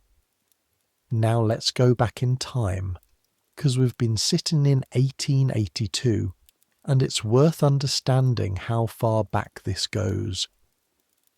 The oldest recorded reference to menstrual management comes from Egypt, around 1550 BCE, the Ebers Papyrus, one of the oldest surviving medical documents in the world, a scroll approximately 65 feet long that contains hundreds of medical remedies and observations, includes what appears to be a reference to cloth used for menstrual purposes, and also to a tampon-like preparation made from lint wrapped around papyrus. This isn't entirely certain. The translation of ancient Egyptian medical texts involves a good deal of interpretation. But the presence of something practical, something managed, is clear even through the uncertainty of translation. Ancient Egyptian medical practice was more sophisticated than the popular image of pyramids and mythology suggests. The Egyptians had trained physicians, specific treatments, anatomical knowledge built through embalming practices, and a pragmatic approach to the body's functions that included menstruation, without the specific moral overlay that the Greek and Roman traditions would add. The Egyptian understanding was not that menstruation was corrupt or contaminating. It was simply a bodily process that required management like wound care or fever. The management was practical, cloth when available, the papyrus preparation, cold water, because cold water has always been the first response to bleeding, because it works, because someone at some point before recorded history noticed that cold reduces bleeding, and that observation has travelled through every culture that has encountered it since. Move forward to ancient Rome. We've met Pliny the Elder and his extraordinary claims about the dangers of menstrual blood, the blighted crops, the rusted iron, the mad dogs. These claims are presented in natural history with the same matter-of-fact authority as his observations about actual natural phenomena. This is not satire. He believes it. His sources presumably believed it. The entire Roman medical tradition believed it, to greater or lesser degrees. This is important. The belief that menstrual blood is specifically dangerous is not a marginal view. It is the mainstream medical and philosophical position of the most educated people in the Western world for a very long time. Aristotle believed it. Galen believed it. And Galen's influence on Western medicine persisted into the 19th century.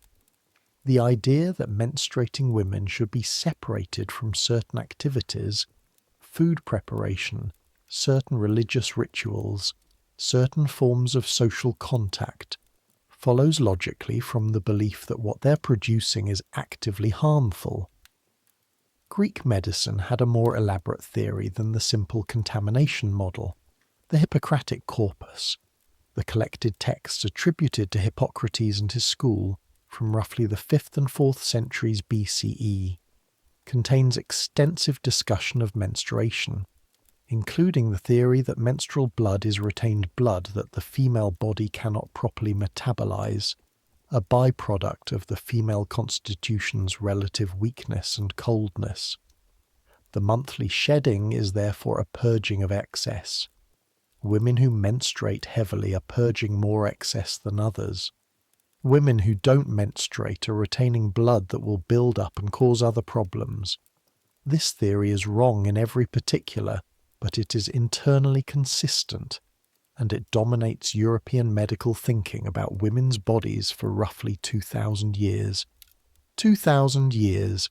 From Hippocrates to the early 19th century, the basic framework that menstruation is a purging of excess, that the female body is inherently colder and wetter than the male, that this wetness explains both the monthly cycle and the female temperament, persists in various modified forms in every major medical tradition of the Western world.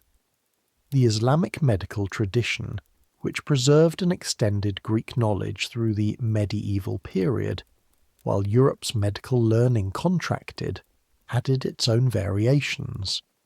Avicenna's Canon of Medicine, written in the early 11th century, translated into Latin, and used as a medical textbook in European universities until the 17th century, contains detailed discussion of menstruation, largely following Galenic principles but with specific additions from clinical observation.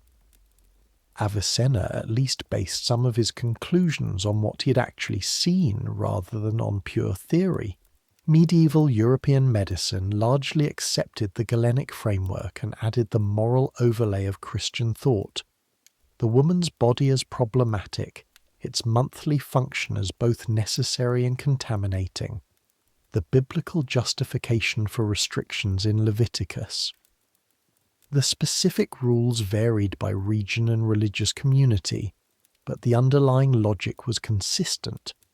This is something that must be managed carefully, kept away from certain spaces and certain people, handled with the particular combination of practical management and ritual containment that marks things that are understood as powerful and therefore potentially dangerous. The practical management in medieval Europe was cloth, linen primarily for those who had it, wool for those who didn't. The basic technology doesn't change between ancient Egypt and 1882 because the basic technology is already the correct answer. A soft, absorbent material positioned against the body, changed regularly, washed in cold water. This is it. This is the whole technology. Everything else is variations on this theme until 1896. Medieval women wash their cloths the way Ada washes hers. Cold water first, then soap, then a hot rinse if available. They dried them in whatever privacy was available, which in a communal medieval household or a castle or a nunnery was often not much privacy at all. The management was practiced in the spaces between other things, accomplished between other tasks, because there was no official time allocated to it, because the official time was for the things that appeared on the official record. The specific smell that Ada manages on a November morning in 1882 is the same smell that a medieval English woman managed in her bower, that an ancient Roman woman managed in her domus, that an Egyptian woman managed beside the Nile 3,500 years ago. The smell doesn't change. The bacterial activity that produces it doesn't change. The cold water that addresses it doesn't change. What changes, slowly and incompletely, is the cultural framework around the smell. The Egyptian framework was pragmatic. The Greek and Roman framework was dangerous contamination.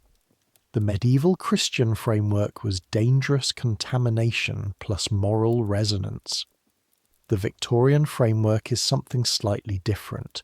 Not exactly dangerous contamination, not in the ancient sense, but deeply improper, deeply private, so completely removed from public discourse that the silence around it has become structural, invisible, a feature of the landscape that nobody notices because it has always been there. The Victorian silence is in some ways the most complete silence the subject has ever been wrapped in, because it's a silence that doesn't even have the structure of ritual acknowledgement. Ancient and medieval cultures at least had rituals, the separation periods, the purification baths, the specific restrictions with their specific exceptions, that named, in their way, what they were managing. The Victorian silence has none of that. It has only the not saying, the euphemism, the second set of books. Ada inherits this silence the way she inherits everything else about the world she was born into, fully, without examination, as the air she breathes. She didn't choose it. It was chosen for her by every generation before her, going back to classical Greece, going back further.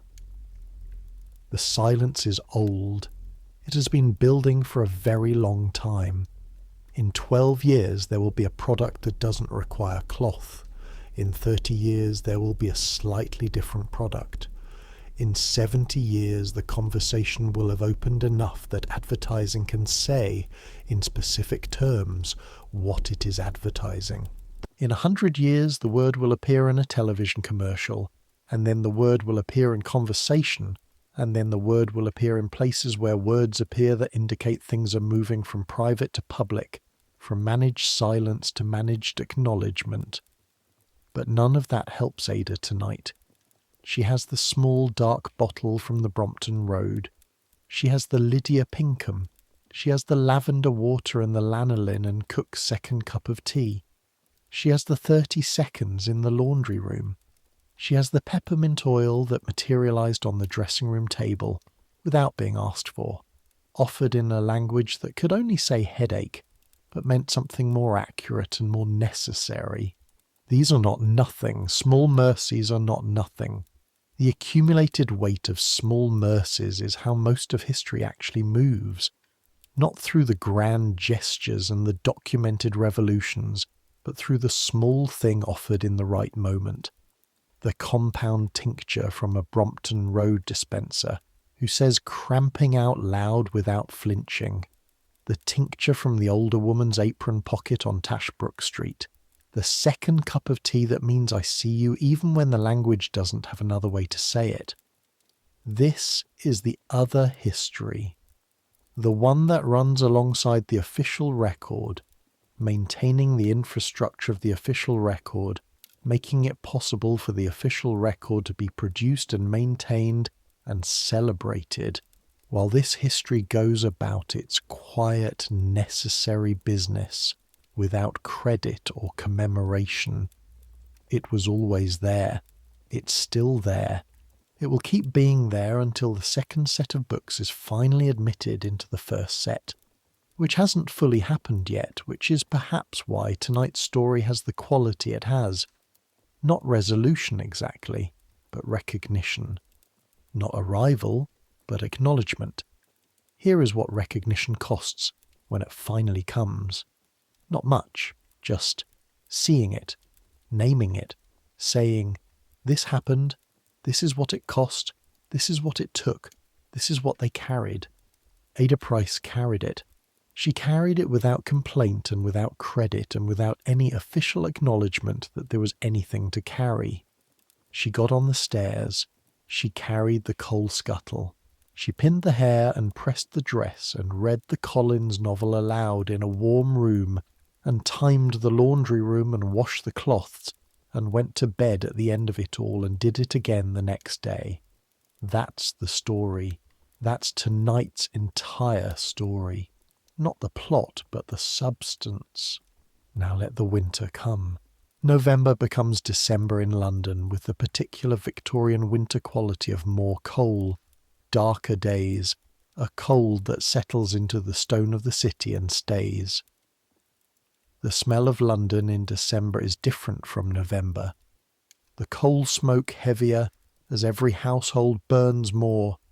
The freezing of the horse traffic's contributions to the street, the particular dry cold smell of frozen stone.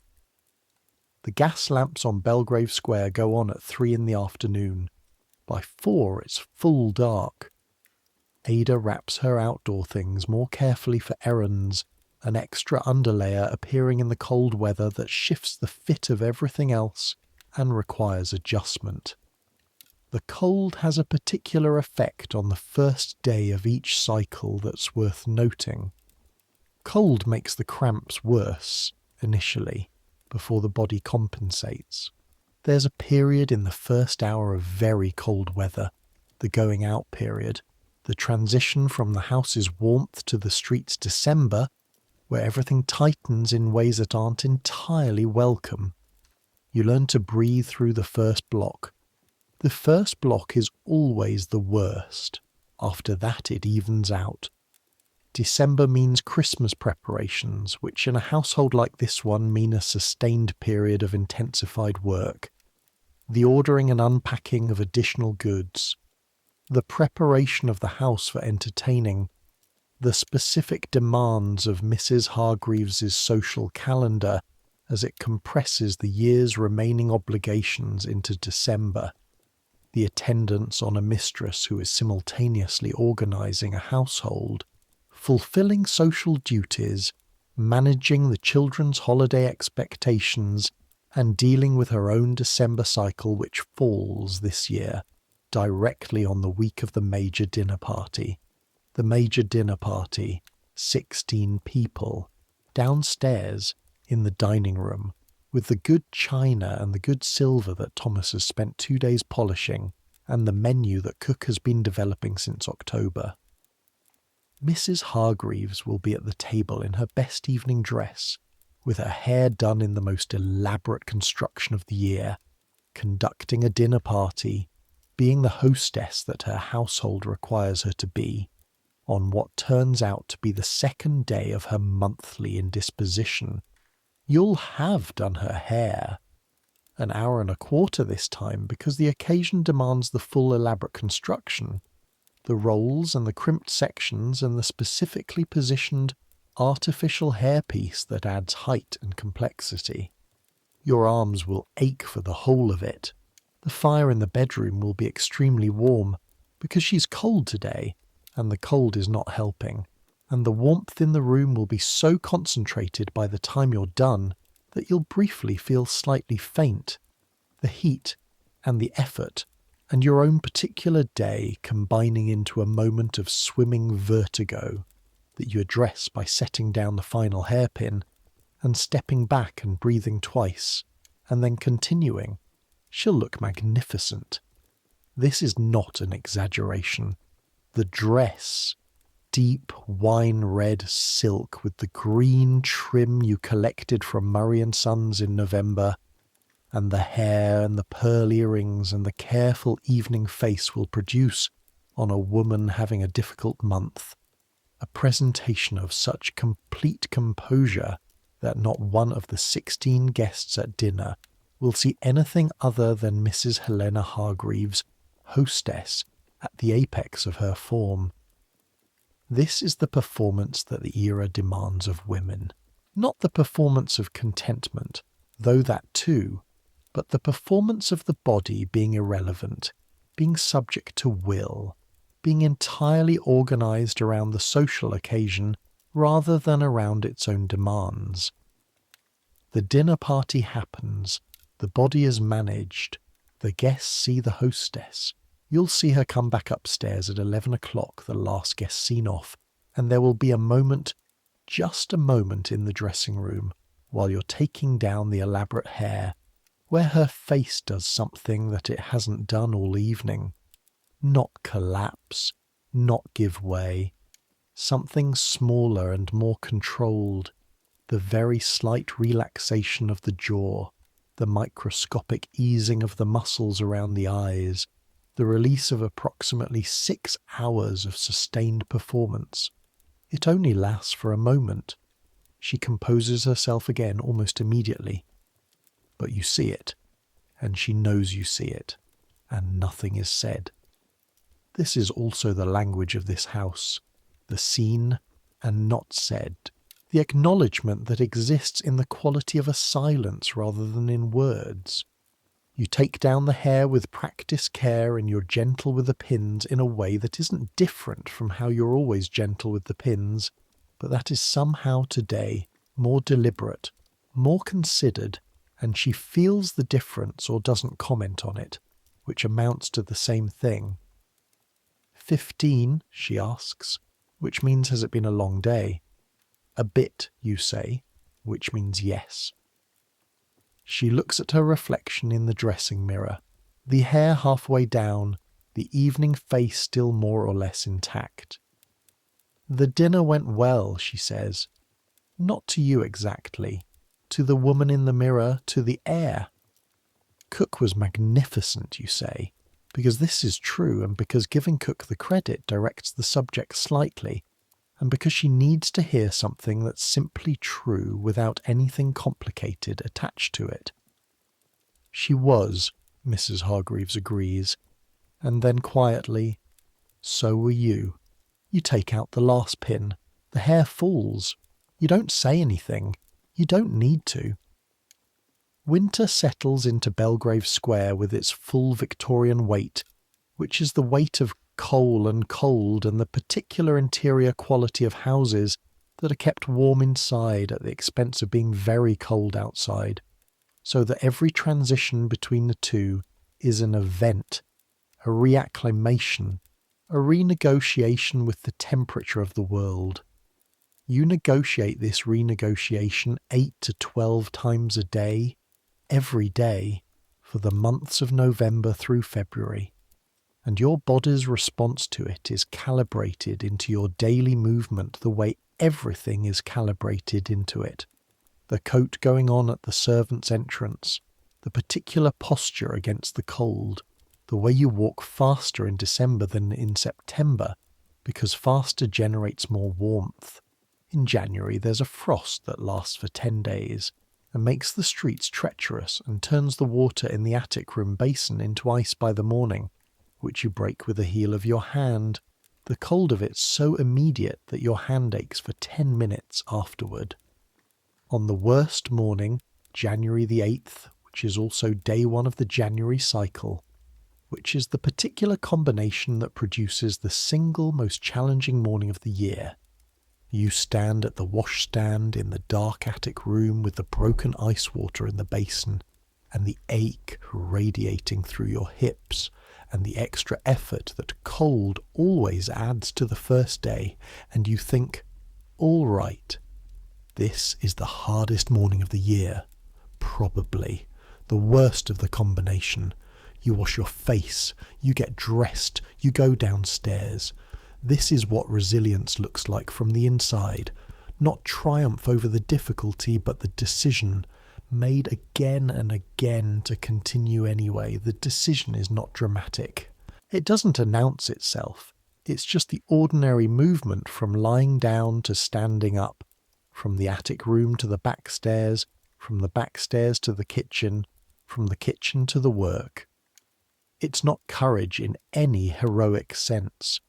It's just the steady practice of continuing, which is its own kind of extraordinary when you add up the years of it. 9 years. Ada has been doing this for 9 years.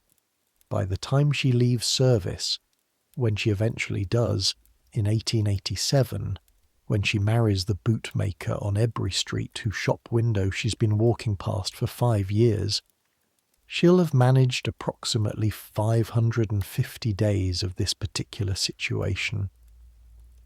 550 mornings of the cold water and the stays and the second set of books. 550 evenings of the laundry room and the second cup of tea. 550 cycles of invisible labour that doesn't appear on any household account or any medical record or any official document of any kind. When she leaves service, she'll take the Lydia Pinkham and the lavender water and the small dark Brompton Road bottle. She'll take the practical knowledge that no one taught her, but that she assembled herself over 9 years of close attention to her own body. She'll take the cold water first technique and the timing of the laundry room technique, and the specific posture for standing in cold temperatures on the first day, and the particular breathing that helps during the first 10 steps out of a warm room into cold air. She'll marry William Price, the bootmaker, and they'll have 3 children, and she'll pass some of this knowledge on to the eldest daughter, Mary, when Mary is 14, in the oblique way that these things are passed, handing her the cloth, telling her what to do with it, explaining the cold water, but not explaining why the cold water works, because Ada doesn't know why, only that it does. Mary will be 14 in 1895, 1 year before the first commercial pads appear.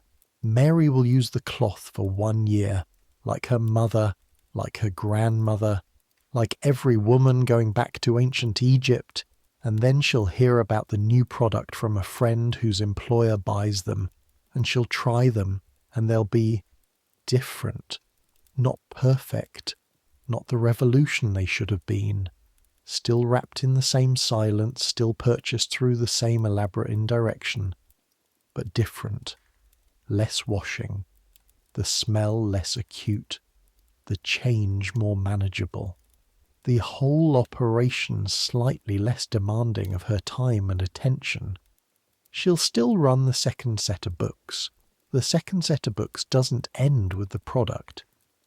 The product helps with the practical management, but the social silence, the invisibility requirement, the performance of not being affected, those continue.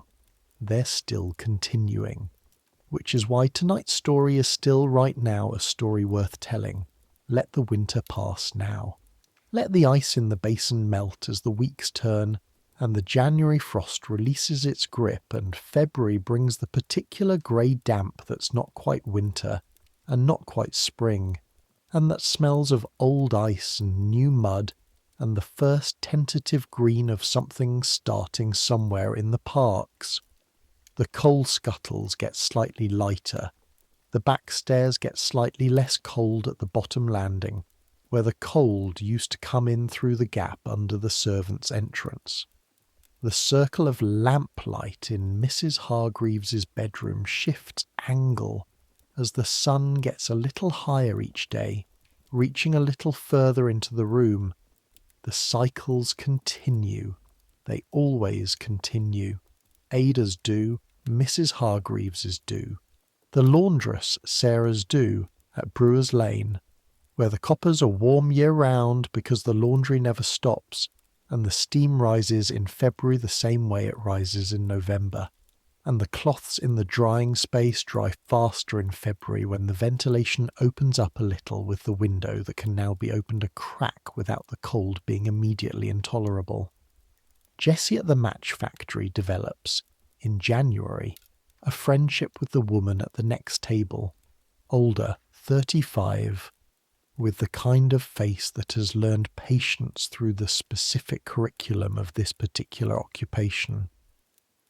The older woman's name is Florrie, and Florrie has been here 8 years, and knows which of the supervisors is worth speaking to, and which ones are less reliable, and where the spare rags in the privy tin come from, and how to make the midday 5 minutes last long enough to matter.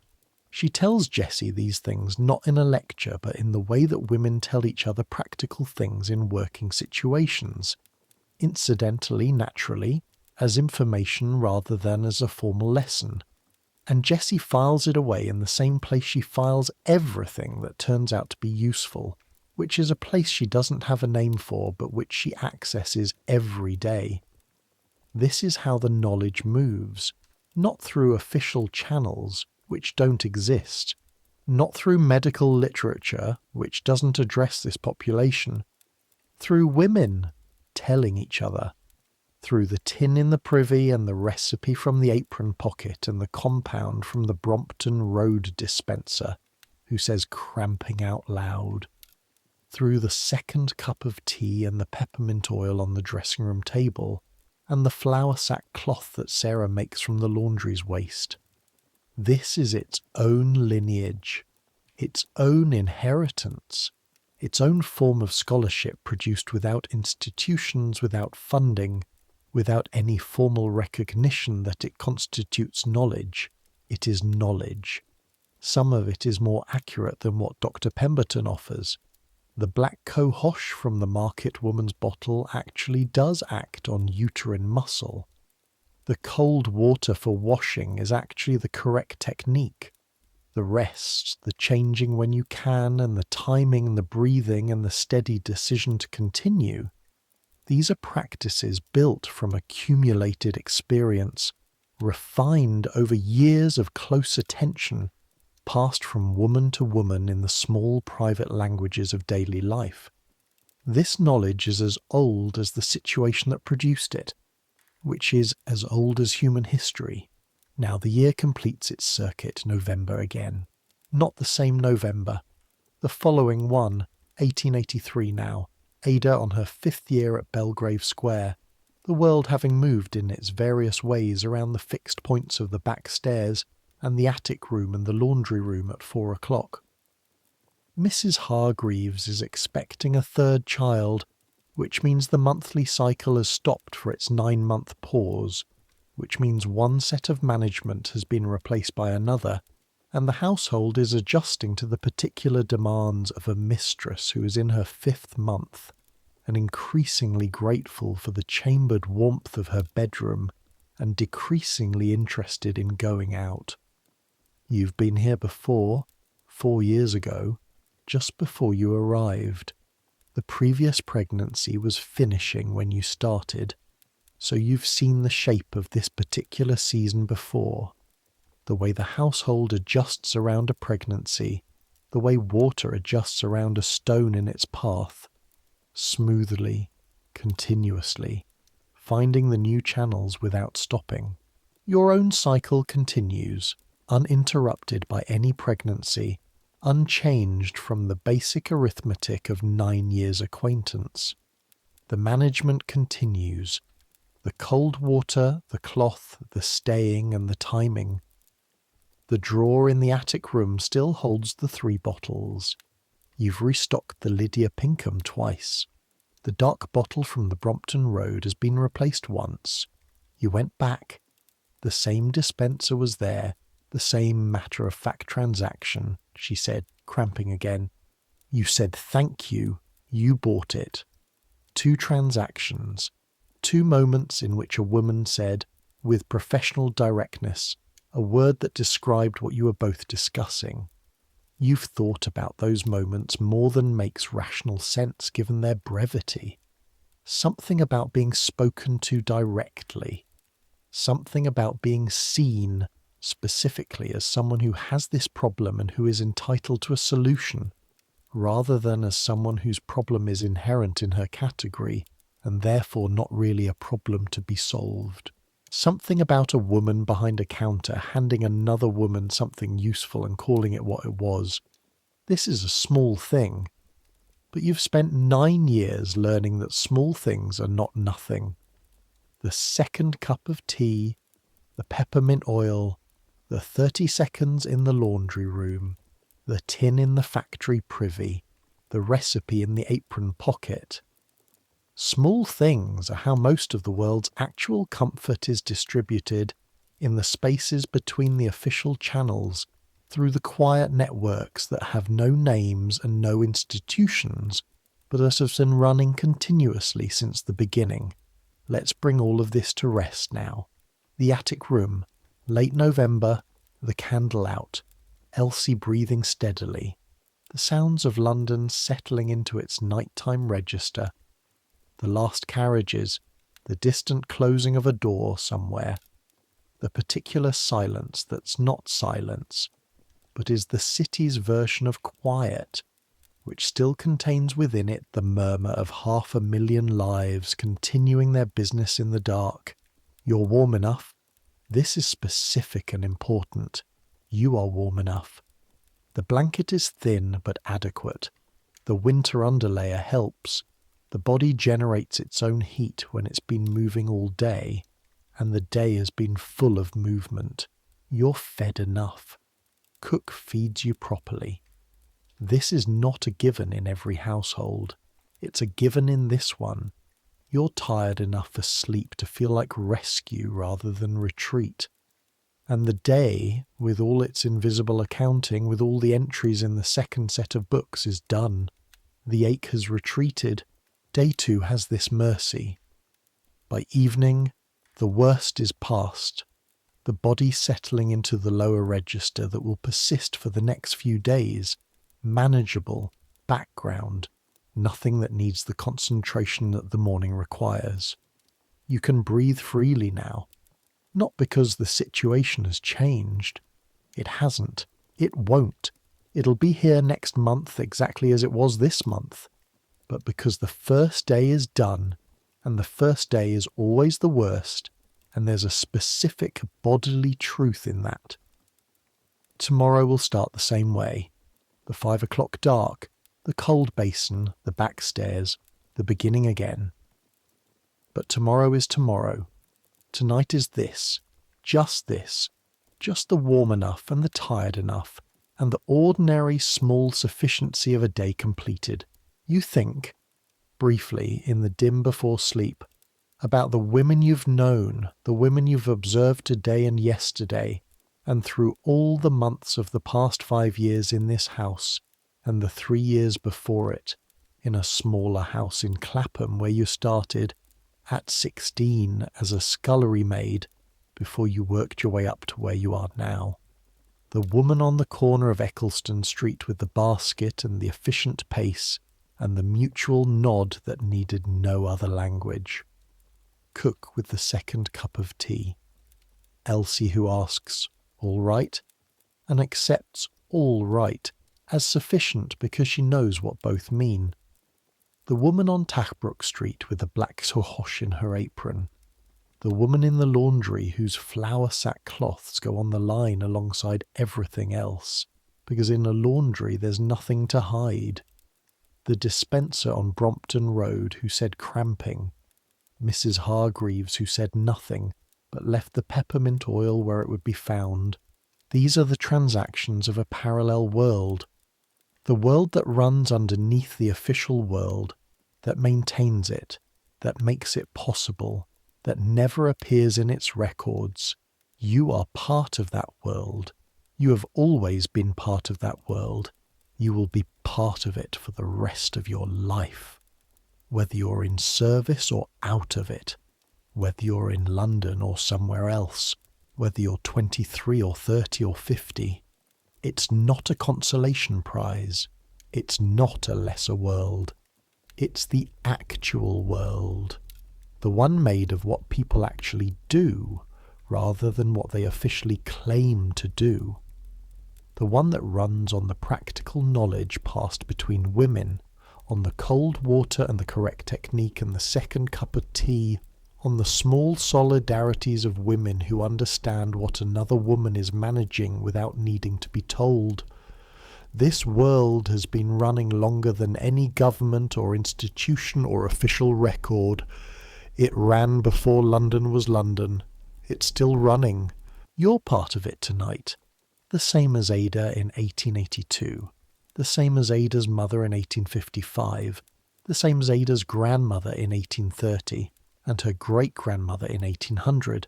And her great-great-grandmother in 1775. All the way back to the woman in ancient Egypt who picked up the papyrus and thought, pragmatically, practically, this will work. This will work. And then she used it, and she got on with her day, and history never wrote her name down, and she managed anyway. Let that settle now. Let the whole chain of it, every generation, every month, every cold water and every cloth and every second cup of tea, let it settle into the dark the way things settle into the dark when you stop holding them. You've carried it long enough for tonight. Set it down. The room is quiet. The city is quiet, or as quiet as London gets, which is a specific kind of quiet that still has the city in it, still carries it forward into the small hours, but gently now, at the volume of what persists rather than what insists. Let sleep take you, not dramatically, not as a collapse, just the ordinary ease of a body that has done what was asked of it today, that has managed what needed managing, that has kept its second set of books with thoroughness and without complaint, and that has earned, in that particular currency that has no exchange rate in any official market, the right to stop. Just stop. Let the ache become warmth. Let the management become rest. Let the calculations that have been running all day slow to nothing. The way a machine goes quiet when the work is done, not broken, just finished, ready to start again in the morning. In the morning it starts again. But this is not the morning. This is the end of the day. Warm enough, fed enough, safe enough. Elsie breathing steadily beside you, which is the sound of another person in the world who is also resting, also done with the day, also on the other side of whatever the day cost. The city carrying forward its nighttime self, which is less demanding than its daytime self, which has already begun the long retreat toward morning, and you, here, in the particular darkness of a Victorian attic room in November in London, which is cold and specific and true, which is exactly the place and time where Ada Price lies at the end of day 2, having carried what she carried without credit or record, having done what needed doing with the tools available, having been exactly as competent as the job required, and more than the job acknowledged. This is her story. This is also yours, whoever you are tonight, however you meet this subject, whether as recognition, or as learning, or as the specific comfort of knowing that the things you manage without speaking of them have been managed wordlessly by women going back further than history can see. You're not the first. You never were. You carry a very long company with you through the invisible management of existence, the company of every woman who has ever stood in a cold room at 5 in the morning and made the necessary decisions and then made the stairs and then made the day. That company is real. It keeps excellent books. Let it keep them tonight. You rest. Let the Victorian November go. Let Belgrave Square go. Let the coal smoke and the gas lamps and the backstairs go back to 1882, where they belong, where they've always been, waiting quietly in the past for someone to understand them. Someone did. You did. And Ada Price, 23 years old, lady's maid who carried what she carried and was never once asked what it cost. Ada Price is here tonight, in the only way she can be, in the only recognition she ever got from any official record of any kind, which is this. She was here. She was competent. She managed. She earned this rest. Go ahead and take yours.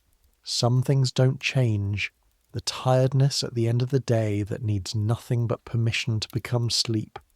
The warmth that needs nothing to be warmth. The quiet that comes when the second set of books finally closes. Let it close. Let it all go quiet. Good night.